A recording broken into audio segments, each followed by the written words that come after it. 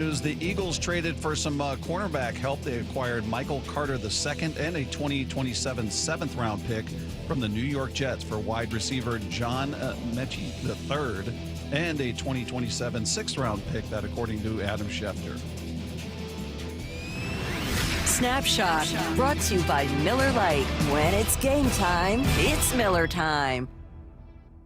This hour is brought to you by Legacy Group Capital Common Sense Lending. From the Quantum Fiber Studio, this is Wyman and Bob. On Seattle Sports. Streaming live on the Seattle Sports app and at seattlesports.com. Now, here are your hosts, Dave Wyman and Bob Stelton. Welcome, everybody. It's Wyman and Bob. This is Seattle Sports on 710, seattlesports.com. Text line is open for you at 866-979-3776. Coming up on today's show, we got George Holani of your Seattle Seahawks joining us at 2:30. We'll have either Aaron Goldsmith or maybe the Mike McDonald press conference. One of those two things happening at 3 o'clock. And then our buddy Mark Schlereth will join us at 4 p.m. for his weekly appearance on this show. You guys can weigh in on all of that again on the text line at 866-979-3776. Notice a lot more cameras in here since last time we were in this room. Yeah, there is. There's a double shot, and yet on the stream there, there's not one of them that's pointing at me, which is fine. No, don't. All right.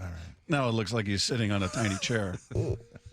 Yeah, lots of new equipment in the studio since last we were here. So, we'll just look that much better, apparently.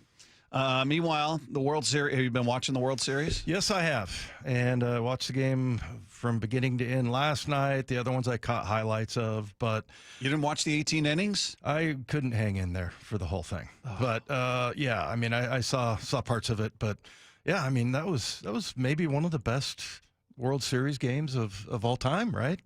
Probably. I mean, it's the best I've ever seen in my lifetime. Maybe there's something that compares previous to me, but hard to top 18 innings of drama back and forth and opportunities squandered, great plays made, balls booted. Shohei Ohtani proving he is truly a unicorn. You're getting it all.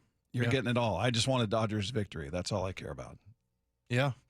I'm the other way around on that one. And I think that Lefko might have mentioned that several times while I was gone about the whole thing. Who do you root for? But, I mean, there's two different kind of people on this earth, apparently.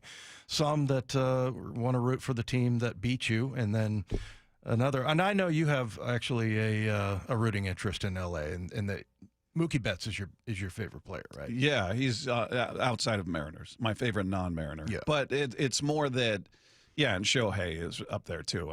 We're watching a once-in-a-generation talent. So I have an appreciation, even if it's not on my team, for watching somebody that excels like that at their sport. But look, all we ever hear about the Blue Jays when they come to town in the regular season is how tired people are of them invading the stadium and so many Blue Jays fans. Why in the world would you root for that team to win so that all of those fans could show up here sporting all of their world champion gear? Hell no. Hell no. There's no part of me that it's bad enough that they infiltrate the stadium the way they do. The last thing I want is them showboating their gear and, hey, we took you out in the ALCS. We're the world champs. No. I don't want any part of that. Go Dodgers. 100%. Yeah. Well, I mean, I just still just and George Springer can eat it. I don't like George Springer. He is one, but I still stick with if they beat you, it makes you look better if they beat the Dodgers. To who? To you and every fan, because that's the way. It's just logic versus heart. And to me, logically, and most people that say it, they're not as impassioned about it. But they're like, no, you want the team that beat you to go a long way, because then it looks like a worthy loss. If you go into a game like this and you see the Blue Jays get smoked, then, it's like, wow, I guess we would have really got killed by the Dodgers because the Toronto Blue Jays beat us. Yeah, I don't know. I don't take any solace in that. I don't think anybody talks about the teams that these two teams beat to get there, right? I mean, last year, who was it? The Yankees that were in the World Series? Who did they beat to get there? Yeah, I mean, Yankees are different, I guess, just because everybody hates them. But, Well, but maybe that's the case with the Blue Jays as well. But not for me, anyway. I've always been that way. And I remember last year I thought, that last year when Goldie called me a raving psychopath or something like that. But Might have been the year before. And I was rooting for the Astros just because keeping with that logic is, pure to me. Yeah. Okay. Well, you guys can weigh in on that Apparently if you that's like. caused a lot of fights around town. Has it? Yeah, I got a few texts. I'm not on Twitter, but I understand that on Twitter there were some vicious things going back and forth in this town. Is that right? That's what Okay. I understand. Yeah. I can't get there. Maybe if it were another team, maybe if they didn't have Springer, maybe it'd be easier. But I love Mookie, even though he's not having a good series. But. Yeah. But, I don't know. Maybe the circumstances, it could be different, I guess, but certainly never the Astros. That's just full stop, the end. Absolutely not. Yeah. Well, the day that Mike and I got in the big fight over that was we had Charlie Furbush in here, and he agreed with my line of thinking, and so did John Paul Morosi. Well, they're both nuts. So Dave, if I can beat a guy up that beats you up, then I can beat you up as well. Okay, Wait, first of what? all, I'm just going to say a blanket 206. You can't beat me up. Okay, I'm just going to go sight unseen. I'm going to say no on that. So there you go. Oh, boy. That's my answer to that. But no, I mean No, I get your logic. I understand why you would say that. I think I think it makes you feel better as a fan because I think anybody outside of this market doesn't even consider who did the Jays beat to get here. They don't even. The Mariners don't even come up. I think, but I understand that logic. I can't do it. Especially again, the Blue Jays are obnoxious enough in this city, in the regular season when they don't win, when they're not World Series champs. I do not want to see them running around in World Series champs gear. yeah. Do not at all. And George Springer. So there's those two things. Well, I got to say, Springer is different for me. And I chronicled this a number of times. But, when he got hit in the kneecap, and then there was a couple games later, I want to say it was like game 5. Yamamoto. Huh? Yamamoto threw him up and in, hit him in the arm. Oh, yeah, that's right. But, in our series, he got one that was just up and in. It wasn't anything ridiculous. And he gave the pitcher this, mopey look like, what are you doing? Come on, man. So yeah, he's hard to, but I don't hate him enough to change my entire line of thinking. Yeah. Texts are coming in on it. Ralph and Crossroads. I'm with Dave. Why would anyone root for the team, the Dodgers, that is destroying baseball with their massive deferred contracts?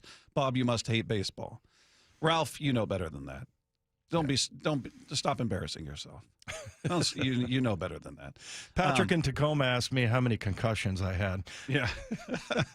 And then 310 says, I can't bring myself to root for either, so not watching. That's fair. I think there are a lot of people that lost. And once the Mariners were eliminated, they said, that's it, I'm out. I get it. I mean, I'm a baseball. I love baseball. So I'm watching. I've watched every moment of it. It's compelling. Look, if the Dodgers lose, it's not going to ruin my day, but I want them to win. I definitely do not want it to be the Blue Jays. I can tell you that. But it's as long as it's compelling, and it certainly has been to this point, I'm in. Yeah, I love it. But I get it that some people are like, nah, what do I care? I'm not watching any of it. 425 said, I agree, Dave, and they are in our park spending money every year. Yeah, how much of that's going in your pocket? Yeah. I guess it goes to the good of the team eventually, right? Well, that leads us into our next topic. Pennies Dave. on the dollar. That leads us to our next topic. Is this offseason going to be different for the Mariners than it was after 2022? Here's my hope, is that ownership, and John Stanton, if you're listening, we love you. Great guy. I hope you learned your lesson after 2022. I hope you learned you had this city in the palm of your hands. People were fired up. They were invested in this team. You had them right there. And instead of capitalizing on what you had achieved and capitalizing on that interest and that buy-in from the fan base, maybe you counted a little bit too much on what you already had here and said, we just got to sprinkle in a little bit. We'll sprinkle in a Colton Wong. We'll give you an A.J. Pollock. We'll give you a Tommy La Stella. Didn't work. Mm-hmm. You can't go bargain hunting. You can't pinch pennies after a moment like that. And certainly when you're 8 outs away, from your very first appearance in the World Series, this is not the time to go, well, we're going to dial it back. We think we're right there. We just sprinkle in a veteran here or there. You got to go. You got to go for it, man. I'm praying they learn their lesson from 2022, because the reality is they blew it. They blew that. Seahawks were kind of down. They were right there, poised to sort of take over and be the darlings of the city, and they blew it. So my hope is that they've, and I'm talking about ownership. I don't put this on Jerry. I know he's the face. He's the one that has to get out there and talk. He does not dictate the budget. He's got no say in how much he can go ask for more. And maybe, his persuasiveness could be, part of this equation. But ultimately, he's not in charge of the budget. So anybody that gets mad about what they do or don't spend, you got to look at those that are in control of that. That's ownership. Yeah, you'd like to think that they did learn a lesson there, that they went big. And it wasn't just because they went and got guys that everybody wanted. It was that, they actually went all in on it. And, and look, I get it over the years that it's like this farm team and the development and everything, and that's how they want to build their team. But, man, sometimes you just need a little bit of help, and that's exactly what they got. Getting Gino in here, and same thing with Naylor. So, yeah, I mean, I was just reading in Divish's article from Justin Hollander, and I thought he did a really good job of saying, look, I'm not anticipating this being a one and done for this core group of players. They're good people. They're great people. They work hard. They care about each other. They care about winning. And, we'll talk about Cal later. We get a segment where we get to talk about Cal the whole time, That's Bob. weird. And it's actually permitted. It's permitted. It's okay. It's not like I'm going to shoehorn it in there. But You must have been going crazy on vacation. Who did you talk to about Cal? Shannon. Poor And Lee. my grandkids, even though poor they didn't woman. understand me. But yeah, I mean, I think that's the kind of thing that really, I mean, I feel like he's kind of sending a message there. They care about winning, and the first person I thought of was Cal. I mean, that's all he cares about. He doesn't care about the MVP stuff, all that. And we heard that in all of Shannon's interviews, that it's about this team winning a world championship. And, I thought what Justin Hollander said was really good, and the way he put it. And I don't know if that's a message that he's kind of sending maybe to ownership or whatever. But yeah, I mean, when you go in and get the guys that you need. Not that are like practical, but the guys that you really need. What did they need? They needed power at the corners, first and third. They got that. So, and one guy they knew in Gino, but his participation. I mean, there were times where he went dark for a while, but I mean, I just feel like what he does in the clubhouse and certainly Josh Naylor is definitely like that key to unlocking all the talent on this team. Yeah, it's the other thing I would hope is that they help themselves in the offseason to where maybe they don't need as much at the trade deadline. Yeah. Right? Give yourself a running start. How about that? How about you attack the offseason, hit the ground running, and maybe you don't need that furious finish to the season. Yeah. Where all the pressure's on, and are they even going to be a playoff team? Are they going to get there? Are they not? Are they going to win the division? Are they not? Now, you still may be in that position. It doesn't guarantee you anything, but it does give you a better chance out of the gates should you decide to get aggressive in the offseason. And I think it starts with Naylor. I think it really starts and ends with Naylor right there. I mean, not that you don't need more help, but I think that relationship has been solidified out here between him, the clubhouse, and more importantly, the fan base. And you saw what he does on the field. You saw what he meant off the field. You saw how the fan base really, really just latched onto him. And you got to get him back. Now, I'm not saying you pay him $30 million a year so you go crazy. And I don't think he's going to command that on the open market. But you got to compete, man. And the thing in Divish's article that stood out is the biggest offseason free agent contract they've ever put out there, ever. In the Jerry Dipoto era is Mitch Garver. Yeah. 2 years, $24 million. You're going to have to do better. It will be more than that. It will be much more than that. And you got to come to grips with it, ownership, and understand this is different. You're getting a guy who's just 28. He'll turn 29 in June. so he's in his athletic prime. You don't have an answer behind him. Luke Raley is not your answer. If you don't get Naylor signed, you can't go, well, we feel good about Raley. No, you don't. No, you don't. So you got to get that done. You got to get that done. And then you move on to the bullpen and see what you're going to do at third base. Geno's, to me, is a different conversation. It's not a package. Naylor is a much more important piece to this team. You've got potential answers at third base coming up from your system if Geno doesn't fit into the plans. But Naylor, to me, is a must-have. Yeah, I agree. And I'm kind of back and forth with Suarez just because of Ben Williamson. And can he become a power hitter? He still was like a 258 average, So, I mean, he was making contact. But, yeah, I mean, I think also the Josh Naylor thing is just different because it's not just, the 20 home runs and 92 RBIs and 295 average. It's more about like what we talked to Ryan Dempster, Lefko and I did last week, and when he ran into that, and headbutted the double play ball, he said his wife asked him, why would he do that? And he said, I told her, he's trying to win, honey. Yeah. But I mean, that just everything that he brought, like, getting on second base and given the location of the pitch, or, just his base running in general, some of the picks he made over at first base. And the other thing, it wasn't so much the picks that he made, it was that he actually saw that as a challenge. At least that's what my interpretation was. That because there was a couple of times where guys threw him balls that skipped, and, he was like, don't worry about it. I got it. Yeah. I'm going to take care of it. So when he told us when we interviewed him how much he takes pride in his defense. And so he's just all about every facet of baseball. Every time he's on the base or at the, up at first base, or he is up at the plate, he is trying to win. He is trying to find an angle. And so I love that about him. And that's a guy you just absolutely have to have. It's like he's the guy that kind of came in and he was a little bit different, maybe a little bit more quiet. This kind of, guys are pretty open and joking around. And I don't know, it just seemed like he was very serious about everything.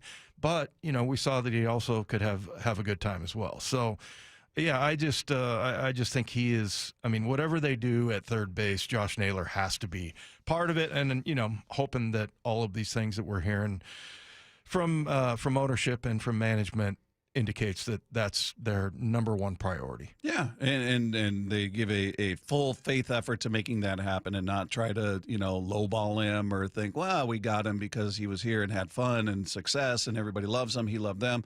It's a business at the end of the day. And you got to compete. Mm-hmm. So hopefully they're in that competitive mood. They need to be. They need to be there because this is another opportunity. You were in a situation you've never been in as an organization. You got to capitalize on that. You got the buy-in from the fans. I'd also love to know how much extra revenue was generated with all those postseason home games, between parking and tickets and merchandise and concessions and everything that goes into that. I mean, I got to imagine the profits soared just a little bit. Maybe you got a little extra cash you can invest in the product. We've already seen and heard and read about how Ohtani's already been paid off, essentially. Yeah. And he's not even been paid his contract. He's making, what, $2 million a year or something? It's all deferred. Mm-hmm. And they've already made over the $700 million that's going to be the total investment. Amazing. I mean, that should be a lesson. Not that every team has the financial wherewithal to do that, but you can make financially uncomfortable moves with the idea that this is not only are we going to make our money back, it's going to come back in spades. We're going to double, we're going to triple. It's going to be massive. So I'm just hoping ownership is paying attention, and paying attention more importantly to what happened after 22, and look at what happened with the Dodgers investment, understanding you're not the Dodgers, you don't have that bankroll, but you do have money. Yeah. One other thing before we get to take two, I thought was really good, and I know this happened last week, we haven't had a chance to react to it, but I'm wondering if anybody's impression, especially if you're a Jerry critic, which I get. He's given you a lot of reasons to be critical of him. But I think he showed a side of himself that fans hadn't seen up to this point, where he was asked, just kind of the feelings this was Thursday of last week. Just the feelings coming out of where they were, getting that close, just summing it all up. And here's his response. We're still in the recovery phase. I don't know what stage of grief I'm in, but I'm in one of them, and I imagine everybody else is too. But, taking a step back, an incredibly exciting season, especially the last 8 weeks or so. Couldn't be prouder of our guys. We won the AL West for the first time in a generation. A lot of guys had fantastic seasons, and to come within 8 outs of making it to the World Series, painful. But we'll wake up at some point in the offseason and get back after putting our team together for 26. Yeah, there was another one where he started getting choked up. That wasn't it. There was one where he started.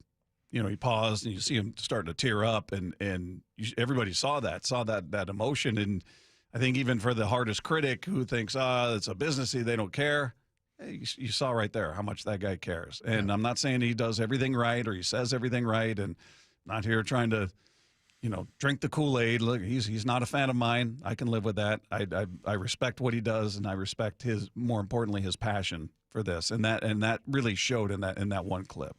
Well, and I always thought he did a really good job of kind of protecting the owner. There's reasons why, he has limits on what he could do. I don't know. He kind of got me a couple of times when we were talking about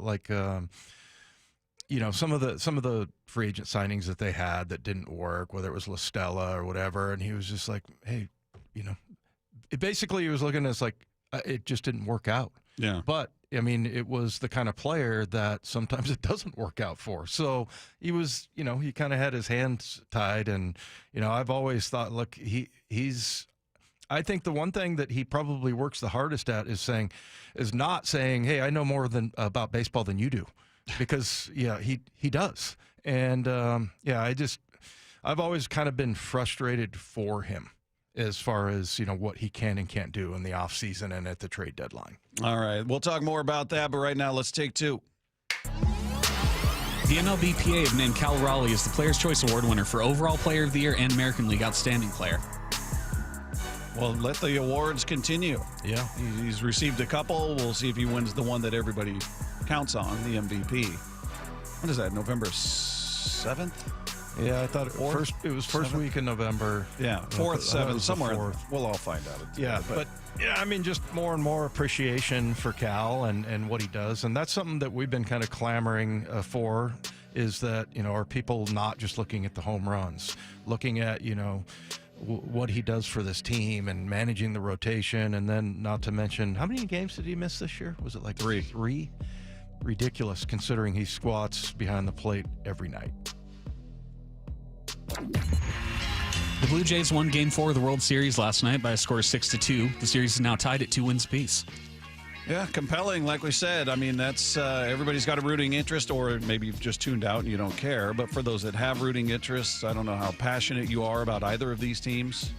Mine are more centered on players that I love and one that I really dislike a lot. So that makes it easier. But yeah, that 18-inning game was one of the greatest games I've ever seen for a lot of reasons. And in particular, the Dodgers coming out on top, and that was huge. And hopefully they find a way to pull this off. Just give me a Game 7, though. I want to see 7 games. Yeah, Vlad Guerrero last night with a couple of RBIs and a home run, and then their 7, 8, 9 looked pretty good. They got 4 hits out of those guys. So, yeah, it's this is a team that can absolutely beat the Dodgers, and I'm obviously rooting for that. Take Two is brought to you by Swedish Cyberknife. Treat prostate cancer with Swedish Cyberknife. Swedish.org/cyberknife prostate. Coming up, we'll check in on Seahawks special teams unit and running back room with George Holani. He's going to join us next here with Wyman and Bob. This is Seattle Sports on 710. Hawks Live. Touchdown! Presented by the Dining District at the Bellevue Collection. Thursday nights from 7 to 9 p.m. Live from Bellevue Square's center court. Come on by and join hosts Michael Bumpus and Paul Moyer and a different Seahawks player every week. This should be fun. Hawks Live. Thursday nights from 7 to 9 p.m. Exclusively on the home of the Seahawks. Seattle Sports on 710 and the Seattle Sports app. Well, if you're somebody like me that was struggling with your vision, mine was up close vision. Maybe you've had LASIK, you've had EVO, ICL, but you're to that point where it's worn off, you're wearing glasses. That's where I was at. I had LASIK years and years ago, and it was great at the time, but they told me even then, hey, you're going to need reading glasses at some point. That became true. Then it got to the point where I had to have them with me at all times. I needed them in restaurants. I needed them to see my phone, and it would just got a little tiresome. So if you're like that, if you're dealing with vision issues, do what I did. Go to K2 Vision for RLE. That's what I did. Refractive lens exchange. It was an absolute game changer. Now, if you're at that point where you'd like to rid yourself of all glasses, not needing them in every room of the home, whether it's for up close vision or distance vision, RLE could be the long-term answer for you, the permanent answer, more importantly, and it frees you from glasses, frees you from contacts, and more importantly, it frees you from cataracts. How about that? They are it's a perfect situation for those that were dealing with what I was dealing with, and it's a great opportunity to go in there and take care of issues you've got going on right now. Right now, you can learn about K2 Vision RLE at their free live webinar tomorrow at noon. It's a perfect opportunity. You can meet the doctors, Dr. Kopstein, who did my procedure, Dr. King. They can answer all of your questions about K2 Vision RLE, whatever questions you've got. What is it? How does it work? How does it compare to EVO or ICL? All of that. They've got all the answers. The light adjustable lens is the best technology for anybody who's had LASIK and now wants to get rid of reading glasses and never get a cataract. Dr. Kopstein is the most experienced light adjustable lens doctor in the country. The free live webinar tomorrow at noon. Just register at k2visionrle.com. K2 Vision RLE, no glasses, contacts, or readers. More importantly, no cataracts. Again, k2visionrle.com. At Bible Law Group, we know how important voting is. That's why we're partnering with Seattle's own rock star Aaron Jones to rock the vote Thursday, October 30th at the Queen Anne Beer Hall. Vote and enjoy delicious smash burgers with Aaron and local bands by getting your ticket at bit.ly/BibleRock. If you've misplaced your ballot, don't panic. In Washington, you can still print a provisional ballot online and drop it in any official ballot box by November 4th. When prayer just ain't cutting it for your legal needs, we suggest two things: vote and call Bible Law Group. Keeping your engines healthy means protecting them in season and out. Experts trust Stable to do that, and third-party testing confirms it. Stable is the industry leader in preventing fuel-related issues, no matter if you use it in your car, boat, or outdoor power equipment. In season or out, at every fill-up or when you store, start with Stable. Protect your home and auto with a bundle from Progressive so you can stop worrying about them and invent new things to worry about, like snakes in your bedroom. Sure, that sounds incredibly irrational, but now that we've mentioned it, you are a little worried. The odds of one snake, let alone snakes plural, are so slim. But you might want to check. Oh, you're not near your bedroom. Guess you'll just have to sit there and worry about it. So let Progressive protect your home and auto, because you've got enough to worry about. Progressive Casualty Insurance Company, affiliates, and other insurers. Not available in all states. Stacy here, and if you're in the market to sell your car or explore getting a new one, I have to tell you about the coolest thing. It's Wayscar Ford's Vehicle Profit Sharing Program. Here's how it works. You sell them your old car at fair market value. You can sell it that day, get paid right away. The whole thing takes about 30 minutes. Then when they resell it, they split the profit 50-50 with you. It's not a consignment. It's a way for a trusted local dealership to avoid things like auction fees and then split savings with an actual customer. Listen. I am someone who sold an old car years ago and got completely ripped off. It was also later involved in a crime. I don't have enough time to tell you about it. It's another story for another day. But I wish I would have known about this program, and it's why I'm telling you about it now. Other people are finding out Wayscar Ford just surpassed sharing over $1 million with customers who have sold them their cars. Sell your car for top dollar and get a share in half the profit when Wayscar Ford resells it. Why would you want to sell your car anywhere else? Wayscarford.com. That's wayscarford.com. This is the home of the Seahawks. Going to let one fly deep. Got a man out there. Ball is caught down at the 10-yard line, and it's JSN. Seattle Sports. It's always such a pleasure for me to catch up with you, Shannon O'Kelly, President and CEO of IRG Physical and Hand Therapy. And as I understand it, calendar year is wrapping up. There's never a better time to take care of your aches and pains. Why? Well, it's always a great time to come see us here at IRG Physical and Hand Therapy. We'll take care of your aches and pains. We'll get you better. But particularly, Brock, at the end of the year, Most people have met their deductibles. They may have HSA, may have FSA funds. So use the opportunity to use your insurance to treat those aches and pains so you're not taking them into the new year. So you're healthy, fit, and you're excited about the new year. That's what it's all about. Here at IRG, we are so dedicated to making sure our patients really understand the insurance because it's a complex world. So when you call us, we're going to help you navigate your insurance. But I will tell everybody listening right now, if you've met your deductible, get your aches and pains treated here at IRG. We'll take care of you. We'll take care of your insurance. We'll take care of your family. We'll take care of everybody. Clinics up and down the Puget Sound for you to go visit or see them online at irgpt.com. Running a business means wearing multiple hats. So if you're like me, you probably started out using your personal phone, taking client calls and texts nonstop. As my business grew, I needed something smarter. That's when I switched to Quo, the #1 business phone system. Quo works right on your phone or computer. No carrying 2 phones, no clunky landline, just one easy app you can try for free. Your team can share one number and handle calls and texts together like a shared inbox. Any teammate can jump into the conversation so customers get faster responses. And Quo's AI agent can be set up in minutes to answer calls and questions 24/7, so you never miss a customer, lead, or opportunity. All this starts at just $15 a month. That's basically 2 coffees. Find out why 90,000 businesses trust Quo. No missed calls, no missed customers. Try Quo for free at quo.com/sports. That's quo.com/sports to try Quo free. QUO.com/SPORTS. This hour is brought to you by Legacy Group Capital Common Sense Lending. Wyman and Bob. From the Quantum Fiber Studio. Weekdays 2 to 7. On Seattle Sports and 97.3 FM HD2. Seahawks fresh off of a bye week, nice and rested to get set for the Washington Commanders. And we get a chance to speak to a man who's been a huge part of the special team, seeing him work his magic out of the backfield as well. He's our Seahawks Player Spotlight, which is presented by 3 Tree Roofing. George Holani is with us. George, how are you, man? Pretty good. You? We're doing great. How welcome was the bye week? Was there any fear that, oh man, we're in a rhythm, we're playing well, we don't want to stop, or do you feel like no, we need to heal up?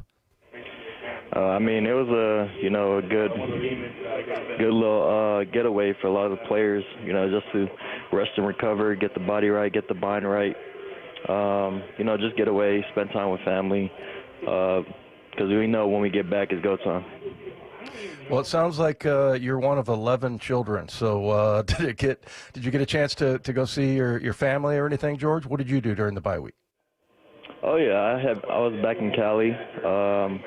Got to hang out with the family. Got to go chill on the beach, ride the bird with my little nephew, niece, and wife. So it was pretty nice. You're saying the weather's nicer there than it is here? It was kind of similar. When I was back home, it was a little cloudy, but I got to go get the beach. Go to the beach, yeah. Hey, so as far as how the season has gone, I think is for the national pundits, I think the Seahawks are a bit of a surprise. I'm going to say me and my co-hosts were on board saying this is going to be a double-digit win team and a playoff team. But I'm just curious, have you noticed a change in tune in terms of how people are talking about this team? Yeah, for sure. I think, like you said, a lot of people they're surprised. How this year's team. It's a lot of growth compared to last year, and it's a lot better. We just got to keep staying on the track, staying the course, and just keep winning. Because our OC earlier was talking about you can't go to the playoffs with 5 wins, so we got to just keep it rolling. Hey, George, you got to take a lot of pride in your special teams, man. First of all, you score a touchdown on that Pittsburgh kickoff, which it looked like almost every guy on the team knew, and they didn't seem to know. But as far as the special teams goes, man, you guys got, I think you're number 2 in average as far as returns with punts, and same thing with kickoffs. So, yeah, it sounds like that's really going well. Tell us about your contribution there besides that touchdown, and then just kind of take us through what Jay Harbaugh, the special team coach, is all about. Shout out to Jay. He's a hell of a coach.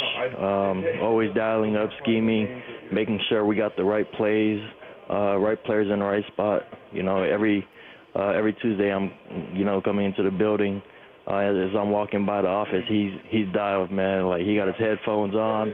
He's on the board drawing plays up. He's like super locked in. So it's just exciting to see that every week and, trying to find the right game plan for us to go out there and make plays. How much of an adjustment was this offense for you? I mean, this is just your second year in the league. You had a different coordinator last year in Grubb, so everything's very new. Quarterback, wide receiver, everything's very new. How much do you feel like it's second nature now, or are you still kind of finding your way through it? I mean, it's a pretty unique offense, I would say. Protection-wise, I've always been part of a scan offense. This offense for protection is more of a jet protection. So being able to learn that and then, being more under center, it's similar to like my college, at Boise, we were under center a lot. So it's been pretty cool to be a part of for sure, especially running in the run game, being able to emphasize the run a lot.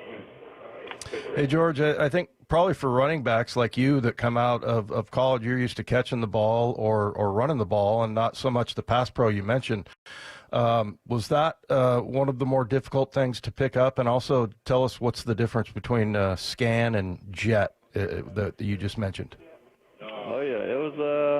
It took me a while because I'm used to, on scan protection, used to driving all the way back. If I'm to the boundary, I'm used to going back to scanning the nickel and driving back versus like jet protection. You don't have to drive all the way back, and it takes two to a side, two pressures, two backers, or a backer and a safety for me to go drive back. And I don't drive back all the way outside. I'm sitting in the A gap, just ready for whoever shows up backside A gap. So that's how that protection works. Hey, George, just give us a thought on playing with Sam Darnold. You got to play with Geno Smith last year. Sam Darnold comes in off of a big season in Minnesota, but I think a lot of people, including myself, were wondering which version we were going to get last year or the guy that we saw the previous 6 years in the league, and it seems like he's last year's version, if not better. What's your impression of playing? How different is it playing with Sam Darnold?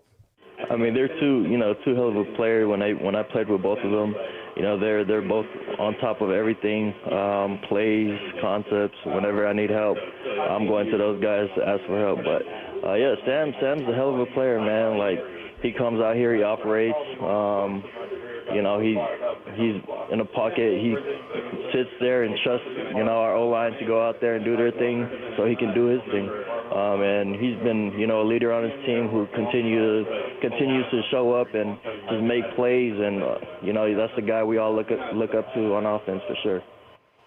Hey, George, tell us about, I asked you this before, but just about running behind a fullback. And I think you said you had never run behind a fullback before in any offense that you ran, but it's kind of an old school thing. But kind of tell us about those plays and what the benefit is and how different it is running behind a fullback.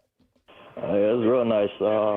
I'm used to, usually running behind tight ends and having, multiple tight ends in there, but just having a fullback at that position, it's been a lot easier for us running backs, especially having a guy like Oots who can come in and, just clear up those holes and make it way easier for us to read. So it's been exciting in the run game with the fullback. Hey, as far as the run game overall, George, it's probably not. We've heard Coach McDonald say it's not where you guys want it to be, and you're still a ton of attempts out there, but maybe the yards aren't where you want them to be. What's holding it back from being as good as you feel like it can be? I mean, every time we watch film, it's ourselves. We always shoot ourselves in the leg. So just going back, watching film, and then continue to be detailed in the run game with, our aiming points and our tracks as running backs, making sure we're continuing to trust the O-line. Even when it's not there, just keep at it. Next play, just when it's not there, don't try to make a bigger play and trying to bounce and stuff. Just get back to the line of scrimmage because we don't want no negative plays. So just trying to stay the track, and then once it opens, take advantage of those. Hey, George, growing up, did you play other sports? And then also, what led you to Boise State? Because I know that you're from the L.A. area. I didn't know where I was going. I committed really late, waiting on a Stanford offer. Stanford ended up not pulling through for me, not throwing the offers. So the last schools, it was Boise State, BYU, and Oregon State.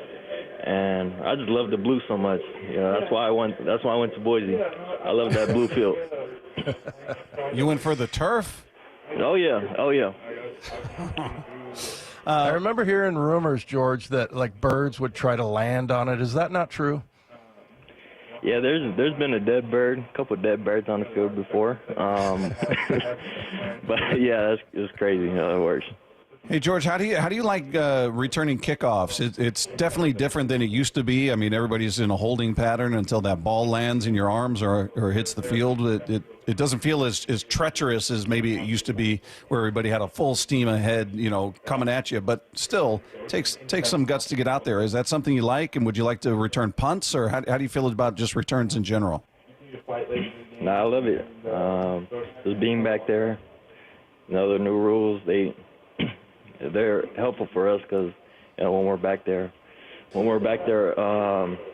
it's like reading it like running back. Everybody's blocking and just kind of maneuvering through and trying to find the best gaps, and just trusting the guys up there to continue to do their job. You got to be a little bit crazy to go running up into that line, George, right? I mean, there's got to be part of you that's like, you like the contact, right? Because I know I wouldn't want to do that. Oh, yeah, for sure. You definitely got to have a little something to you. Well, George, we appreciate you taking the time, as always. We wish you nothing but the best this weekend, and hopefully you get a chance to talk again down the road. Thanks so much, man. Yes, sir. Appreciate you. There you go. There's George Holani. The Seahawks Player Spotlight is presented by 3 Tree Roofing. Coming up, we're still reeling a bit from the ALCS loss, so let's just talk about the brightest star of the season. That's coming up next with Wyman and Bob. This is Seattle Sports on 710. Get inside the huddle. The handoff inside. He's going to go. Touchdown, Seahawks. Taking you inside the VMAC every week. Thursdays, noon to 2. Our guys show up to play. Player interviews. It's obviously been paying off. Just going to continue to do that. Previewing this week's matchup. We'll say they come out and just run the ball down the Niners' throats. And everything Seahawks. If anybody had a doubt, don't. The Huddle. Every Thursday at noon. Exclusively on the home of the Seahawks. Seattle Sports. We are well into the rainy season, Seattle, but it's not too late to get your roof replaced. Schedule your free estimate at 3treeroofing.com and get $500 off your roofing project this winter. Our certified technicians build a custom plan for your home, ensuring a worry-free installation even in the winter months. Replace your roof now while material prices are low and lead times are short. Stop wasting your time on costly repairs and Band-Aid fixes. Visit 3treeroofing.com to schedule your free estimate today and secure your $500 discount. 3 Tree Roofing, your Puget Sound roofing experts. Luxury has arrived at Snoqualmie Casino and Hotel. It's Mike Salk here. You can book now for an unforgettable experience. Let's talk about Hawks Peak. It is the place to be for game days this football season. With over 66 TVs, indoor-outdoor concept, the deck is covered and it's heated as well. And the food, oh man, it was excellent. All with breathtaking views of the Cascades and the Snoqualmie Valley. Yep, you can go to snocasino.com. Seattle's closest is now Snoqualmie Casino and Hotel. Hey, Brock Hewitt here. For my friends at People Come First or PCF Construction Group, are you tired of just grilling in the cold and rain every winter in the Northwest? Well, with a patio cover, heater, and fireplace from PCF, you can enjoy your outdoor deck or patio all year long, staying warm and dry, even in the wintry months. And I have a special offer for you. PCF's Black Friday sale runs through November, and you can get up to 20% off your entire project, plus no payments and no interest until 2027. Most people don't consider building a deck in winter, but if you want yours ready by next spring and summer, then contact PCF right now to start planning. Spend the winter dreaming, designing, and approving your project so you're ready to build by the spring. Remember, planning and permits take time, so get started right now. Find all the offer details, get project ideas, and browse photos at pcfgroup.com or call 425-629-8476. That's 425-629-8476, pcfgroup.com. If you're one of the millions of Americans behind on your taxes, if you're afraid to open your mail because IRS collection letters could be coming, listen carefully. The IRS is cracking down, taking paychecks, freezing bank accounts, revoking passports, Sports. That's a fact. But here's what most people don't know. There are official tax relief programs designed to help struggling taxpayers. Programs that could save you thousands if you qualify. No one knows these programs better than the experts at Optima Tax Relief. Optima's award-winning team will fight to protect your paycheck, your passport, and your property. Their tax attorneys and licensed tax professionals will work tirelessly to get you the best deal possible with the IRS. Every day, penalties and interest keep piling up, so don't wait. Call Optima now for a free consultation. Call 800-783-8055. That's 800-783-8055. 800-783-8055. Optima Tax Relief. Some restrictions apply. For complete details, please visit OptimaTaxRelief.com. Seattle Sports has your chance to win 4 tickets to the Seahawks game, Sunday, November 9th. Head to the Seattle Sports app, click the Win tab in the bottom right corner, and enter to win. You can enter once per day, so the more times you enter through the Seattle Sports app, the better your odds. Do it every day, October 28th through November 3rd. Details and rules at seattlesports.com/win. From the home of the Seahawks, Seattle Sports. Want more Seahawks content? Join me, G. Scott, on The Reset. New episodes of the podcast every Monday and Thursday on YouTube or on the Seattle Sports app.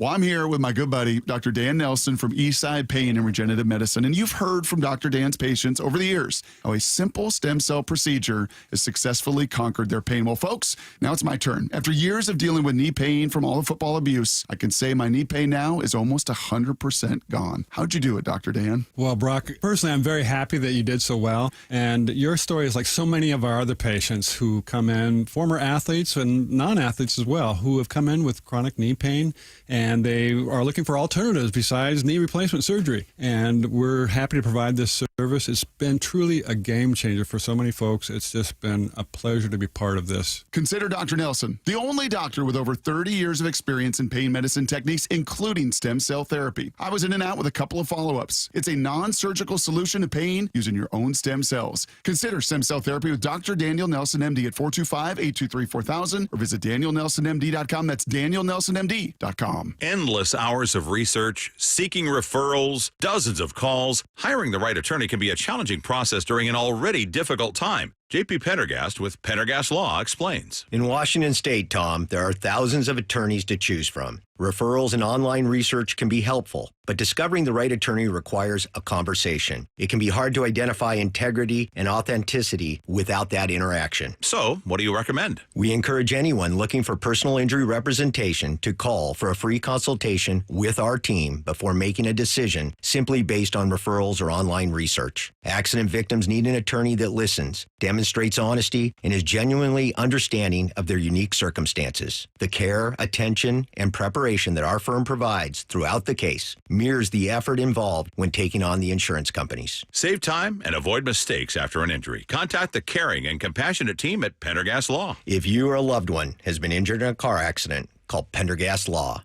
We can help. From the Quantum Fiber Studio, you're listening to Wyman and Bob. Weekdays 2 to 7 on Seattle Sports and 97.3 FM HD2. Coming up at the top of the hour, 3 o'clock, we'll hear what Mike McDonald had to say about the Seahawks heading out of the bye week and getting set to face the Commanders, so stay tuned for that. Text line is there for you at 866-979-3776. Weigh in on the Seahawks, Mariners, whatever's on your mind. Meanwhile, Cal Raleigh receiving offseason accolades. The big one still to come early November for the MVP. We'll see what happens there. But Major League Baseball Players Association have named Mariners catcher Cal Raleigh as the Players' Choice Award winner for both Overall Player of the Year, so for both leagues, and then the American League Outstanding Player. So he's the first Mariners player ever to win the Player of the Year. He's the fourth different Seattle player to win AL Outstanding Player. Alex Rodriguez won it twice in 96 and 98. Junior won it in 97, and then Ichiro in 2004. So MLB, the Players Association, put out a hype video to celebrate Cal winning the award, which was very cool. And then he's got some of his contemporaries out there, some of his peers commenting on him. Kyle Schwarber praising him for his overall body of work. There's tons of guys who have had great seasons, but the body of work there for 60 homers, all those games caught, all the runs driven in, it's very impressive. That's a guy that knows how to hit home runs. Yes. He knows what it takes. Exactly. And then here's a guy who knows what it feels like if somebody hits a home run off you. It doesn't happen very often, but Tarek Skubal weighing in on Cal. I've got the utmost respect for guys that not only take the toll of having to manage 13 pitchers on every team, and what he's been able to do at the dish from both sides of the plate, too, is really impressive. See, that's a pitcher who gets it. Yeah. It's easy. Everybody can look at his stats, look at his numbers and go, oh, 60 home runs and this many RBIs and this kind of slug. And yeah, those are the obvious. But I think what we're all hoping is that people will pay attention to the other half of his game, which is what Tarek Skubal pointed out there, him managing 13 pitchers, talking about starters and relievers, and, having to nurse them through tough innings, tough moments, and making sure he's, when people are getting mad at a pitcher for throwing a certain pitch, it's on Cal, unless they're shaking him off. And you don't see that happen very often. So he's the one who's kind of living, even though the pitcher tends to take the heat for it. That's your catcher calling that pitch. Yeah. No, I mean, I think it's awesome hearing from other pitchers how much they appreciate him. But what Kyle Schwarber said as well is just, and that's kind of what everybody was here in Seattle was hoping people would realize and take into account, and that's that all the other work that he does besides the 60 home runs and leading the league in RBIs. I mean, and then you look at his numbers during the playoffs were fantastic.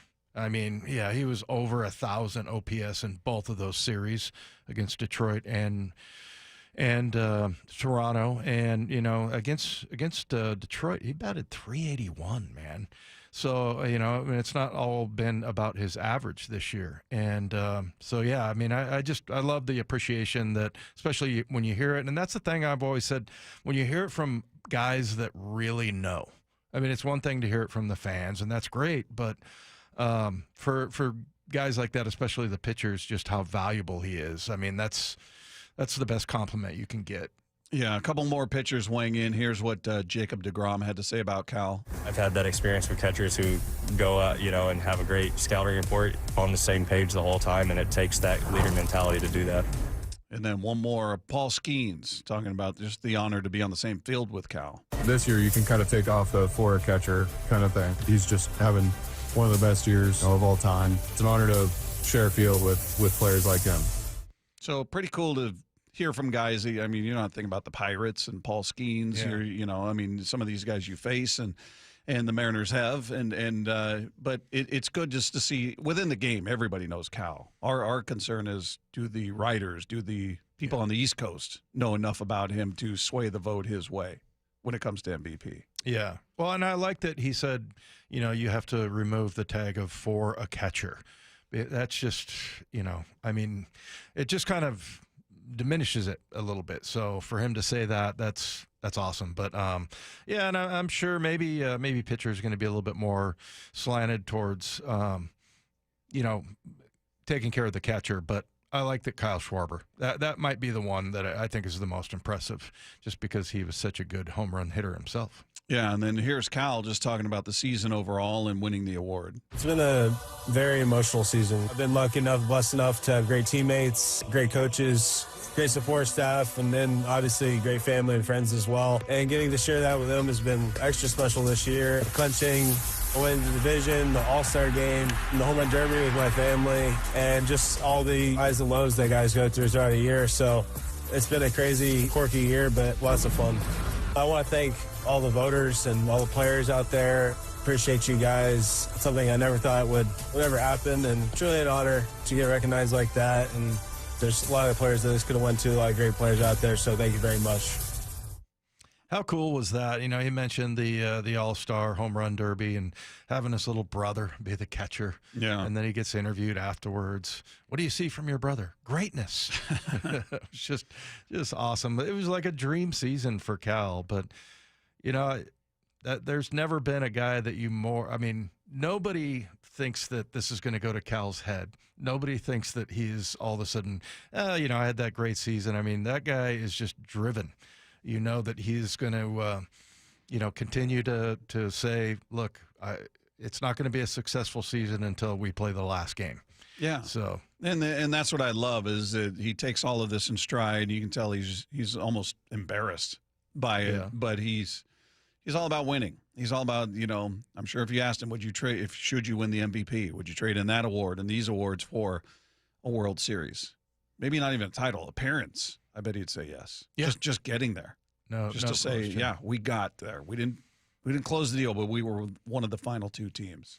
Yeah, which it makes it even more painful for, this offseason. Just imagine what he's thinking, after having put 8 together. outs away. Yeah. 8 outs away. Having put that effort in and just how hard he worked all year. And, you can tell, I'm sure he was very disappointed. He was probably Luke Wilson, went in the basement and played video games and drank orange juice.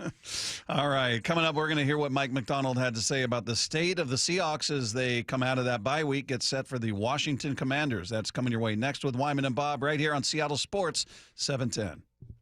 Sean Payton is a bully. Bump and Stacy. He went out, tried to bully Russell Wilson on the low. Weekdays 10 to 2. I don't care how you feel about Russell Wilson. I think that Sean Payton, he saw an opportunity to take shots at a guy that he felt like wasn't going to say anything back to him. I've heard that he's a decent guy, but in that moment, that was some bully activity right there. Russell, I'm proud of you. Clap back at him and called out some facts, too. So I'm proud of Russell in that moment. Only on Seattle Sports on 710. Seattle Sports on YouTube and the Seattle Sports app. John here with Happy Hauler. We want to help get your unwanted items to those in need. Furniture and household items you plan on throwing away? We'll take them and prioritize donating and recycling, keeping items out of the landfill, and giving useful items a second happy home. Happy Hauler is Seattle's eco-friendly junk removal. We work with over 20 nonprofits all over Western Washington to donate used items. Make yourself, your community, and the planet happy. Reclaim your space. HappyHauler.com, hauling with a heart.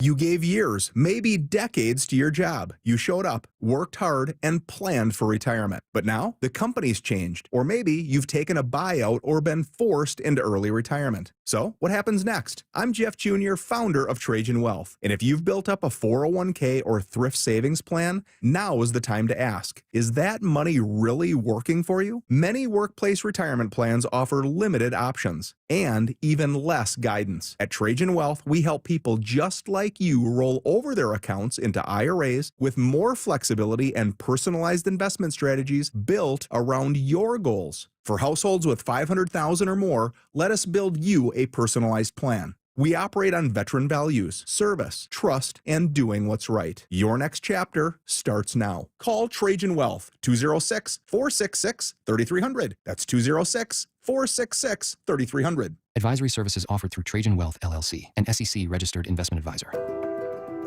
What if you had the smartest Wi-Fi? If you did, it'd be Xfinity, of course, and it'd come with their best state-of-the-art equipment.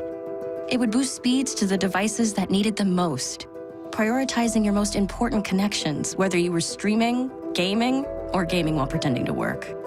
And it would let you stream 4. That's right, 4 games on one screen.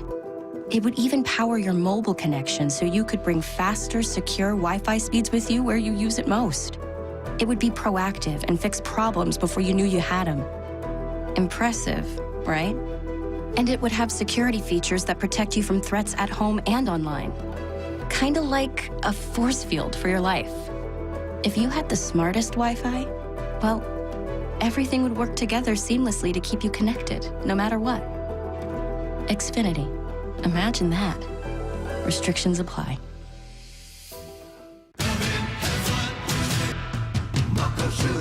Start having fun.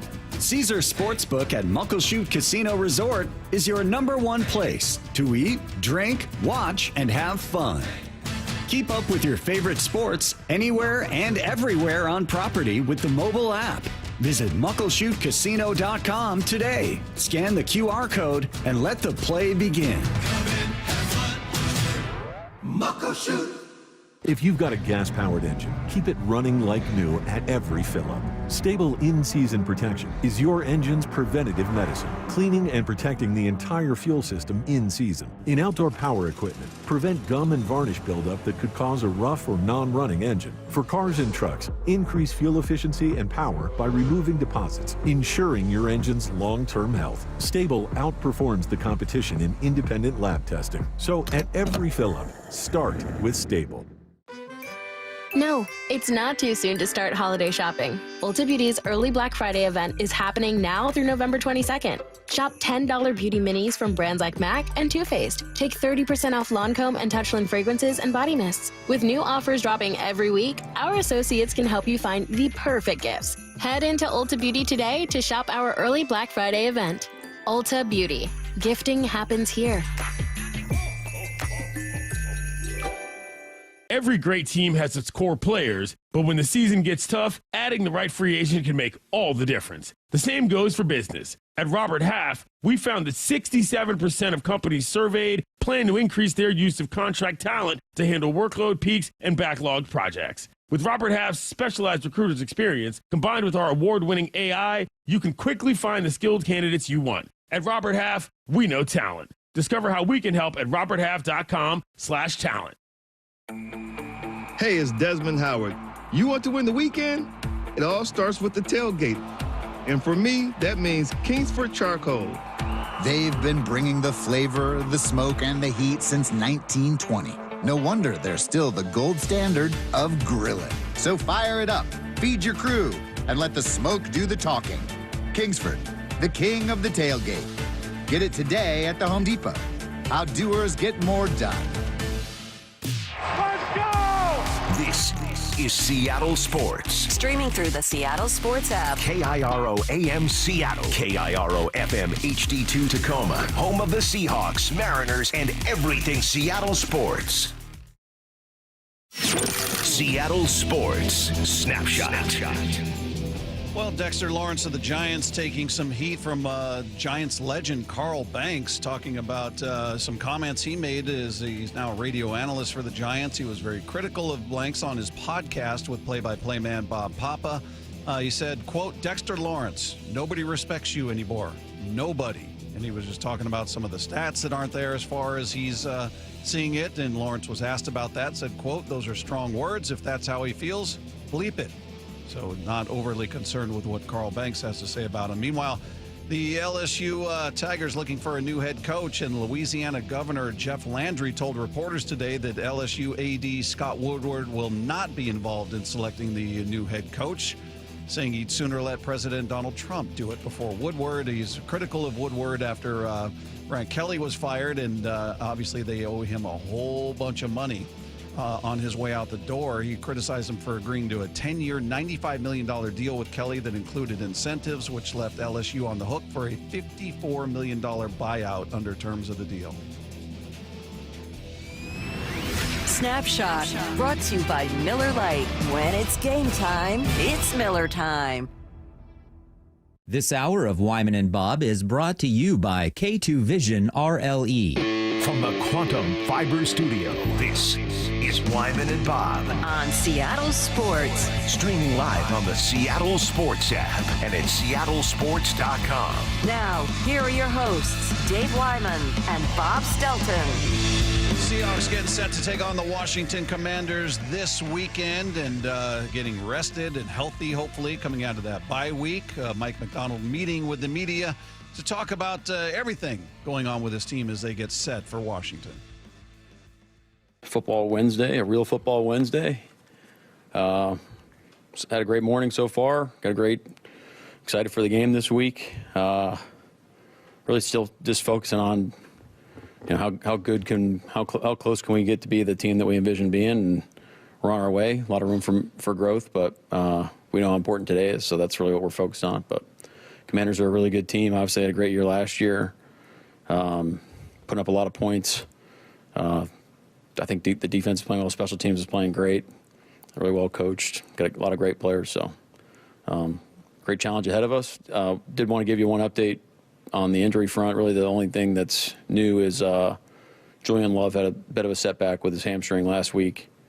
So he won't practice today. And game status right now is, say, in jeopardy. So we'll work through that the rest of the week and moving forward. What's it like preparing for it sounds like there's some uncertainty with which quarterback is going to start for them. What's it like preparing for that? Yeah, I don't know if there's a. The good news is they're running the same offense. They don't have to change offenses by the quarterbacks. I think both operate it really well. both have really great arm talent. Both can extend plays. Both are really fast.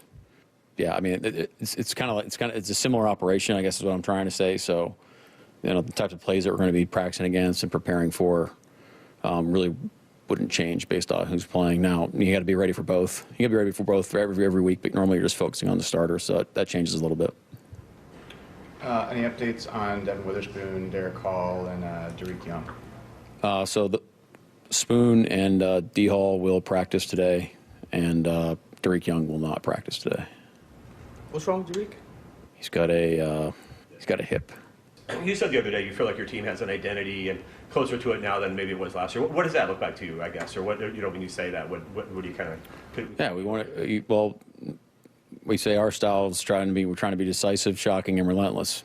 And I think there's a lot of times we're there, but we know that's what we're striving towards. I think it's clear on my front in terms of messaging about how we're operating, but we want to be aggressive. We want to be physical. I mean, without hitting all the coaching buzzwords, But that really is who we want to be. We want to be attacking and unrelenting and playing exciting brand of ball. You mentioned Monday when you were asked about that this time last year you were kind of searching for that. When do you think you guys found it? Was it during the season? Was it in the off season?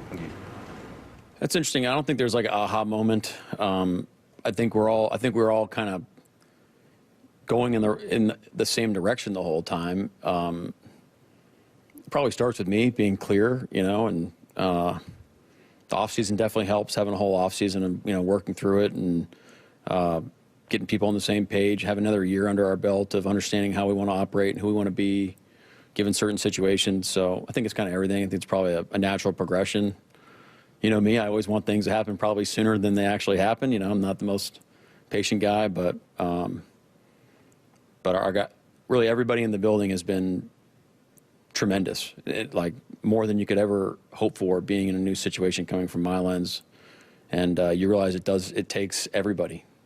And it's really important to get everybody on the same page, pulling in the same direction. And it's not easy to do. It's not easy to do when there's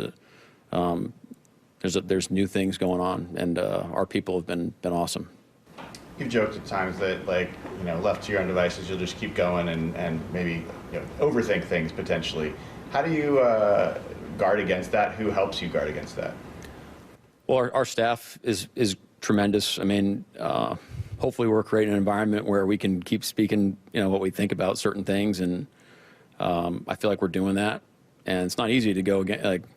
If I say I want to do a certain thing and you don't believe that, it's easier said than done to keep that going. And but I think we've built a trust around our staff and our players and, John, Leslie, those guys. I mean, they're kind of in everything. And again, we have a shared understanding now, kind of how we want to operate. I feel like we know what our players do best. And so when you're coming at it through that lens, those conversations are happening all the time. And so I think that's probably the best way to describe it. Mike, on trying to get to third manageable, how do you keep first down without overemphasizing it, but yet it being important, right? Because that's the key to get. What was the first thing you said?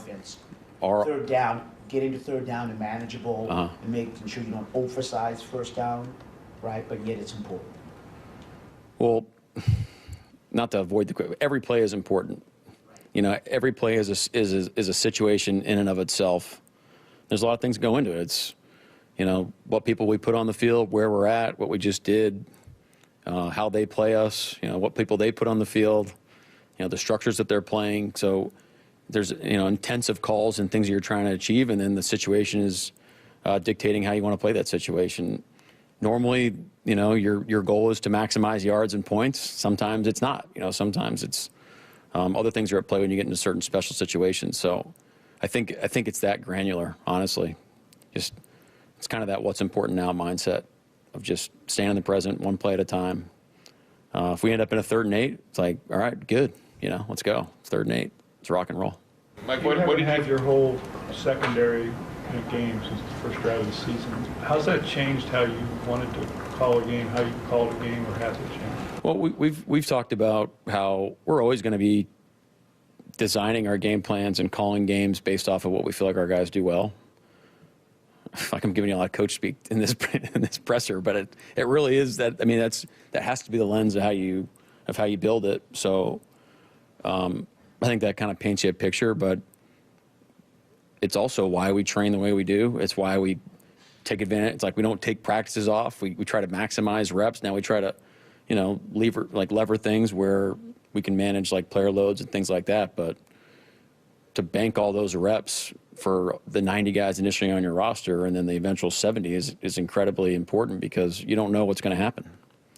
And, anybody's a player or two away from being in there, and you got to have a great feeling for what that player can do. And the better trained up they are and the more ready that they are consistently, you feel like you can play the things that you want to play.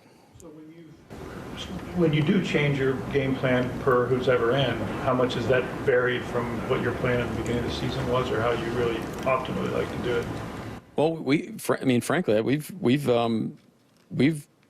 kind of detoured pretty significantly from where we thought we were going to be at the beginning of the season, and that's not really personnel driven. I think it's really what we're doing well, and what our guys have shown that they're good at, and which is good. It's to me that paints a clear picture of means we're watching our players and we're listening to them like we're listening to them when they tell us through how they play what they do well. So that happens every year, but I'd say it's not. Let me be clear, it's not personnel driven. It's really what we're doing well. Is pressure one of those detours, or I guess you're not? Yeah. Mike, what did you thought of the camp that Christian Haynes had before his injury, and what's kind of the runway he's going to have to get through here to get back with you and be back to being a factor? Well, I think he put himself in position to compete at guard. Anthony and Gray won those competitions, so that's kind of how we'll come back. Coming off from being injured, he'll be in a backup role, and he'll continuously compete to be for playing time. Can you envision a scenario where you rotate guys? I mean, I know you did that last year. It's probably not ideal, but could you imagine? Is that something you would be interested in doing? I mean, like I can list off all the examples of when guys play great and they deserve to play that we're willing to play guys. Drake is an example. Kobe Bryant's an example. A running back situation, receiver is an example. How the guys that are playing on special teams are examples. That's just how we roll. Right now, I mean, that's not how we want to do it. But if someone starts playing really great and we can't take them off the field, then we'll put them on the field. It's hard enough to find one nickel player that can defend the run, rush the passer, and cover. You got potentially two now with Devin Witherspoon and Nicky Minori. What kind of advantages does that provide, and maybe challenges as well as play call? I think you look at it through those lenses. It's exciting that you have those two players that can play that position, which is awesome. And we gotta make sure we put a tight enough plan where we can take advantage of both skill sets. So really, that's kind of our burden to bear as coaches to make sure that it's clean and clear so the guys can go play the way they can play. But everybody, you know how we feel about Spoon. The guy's a tremendous player, and Nick is beginning of a great career. He's off to a great start. Teams that play more dime but can also defend the run, what kind of advantage can that provide a defense? I'm not sure. I don't know how many dime teams are out there that are playing the run very well. I don't know. I haven't really thought about it. I haven't thought about it. It sounded like Bobby Wagner almost signed with the Ravens when you were back there as defensive coordinator that year, or yeah. considered it anyway. Yeah, we had him in for a visit. I think I can say that.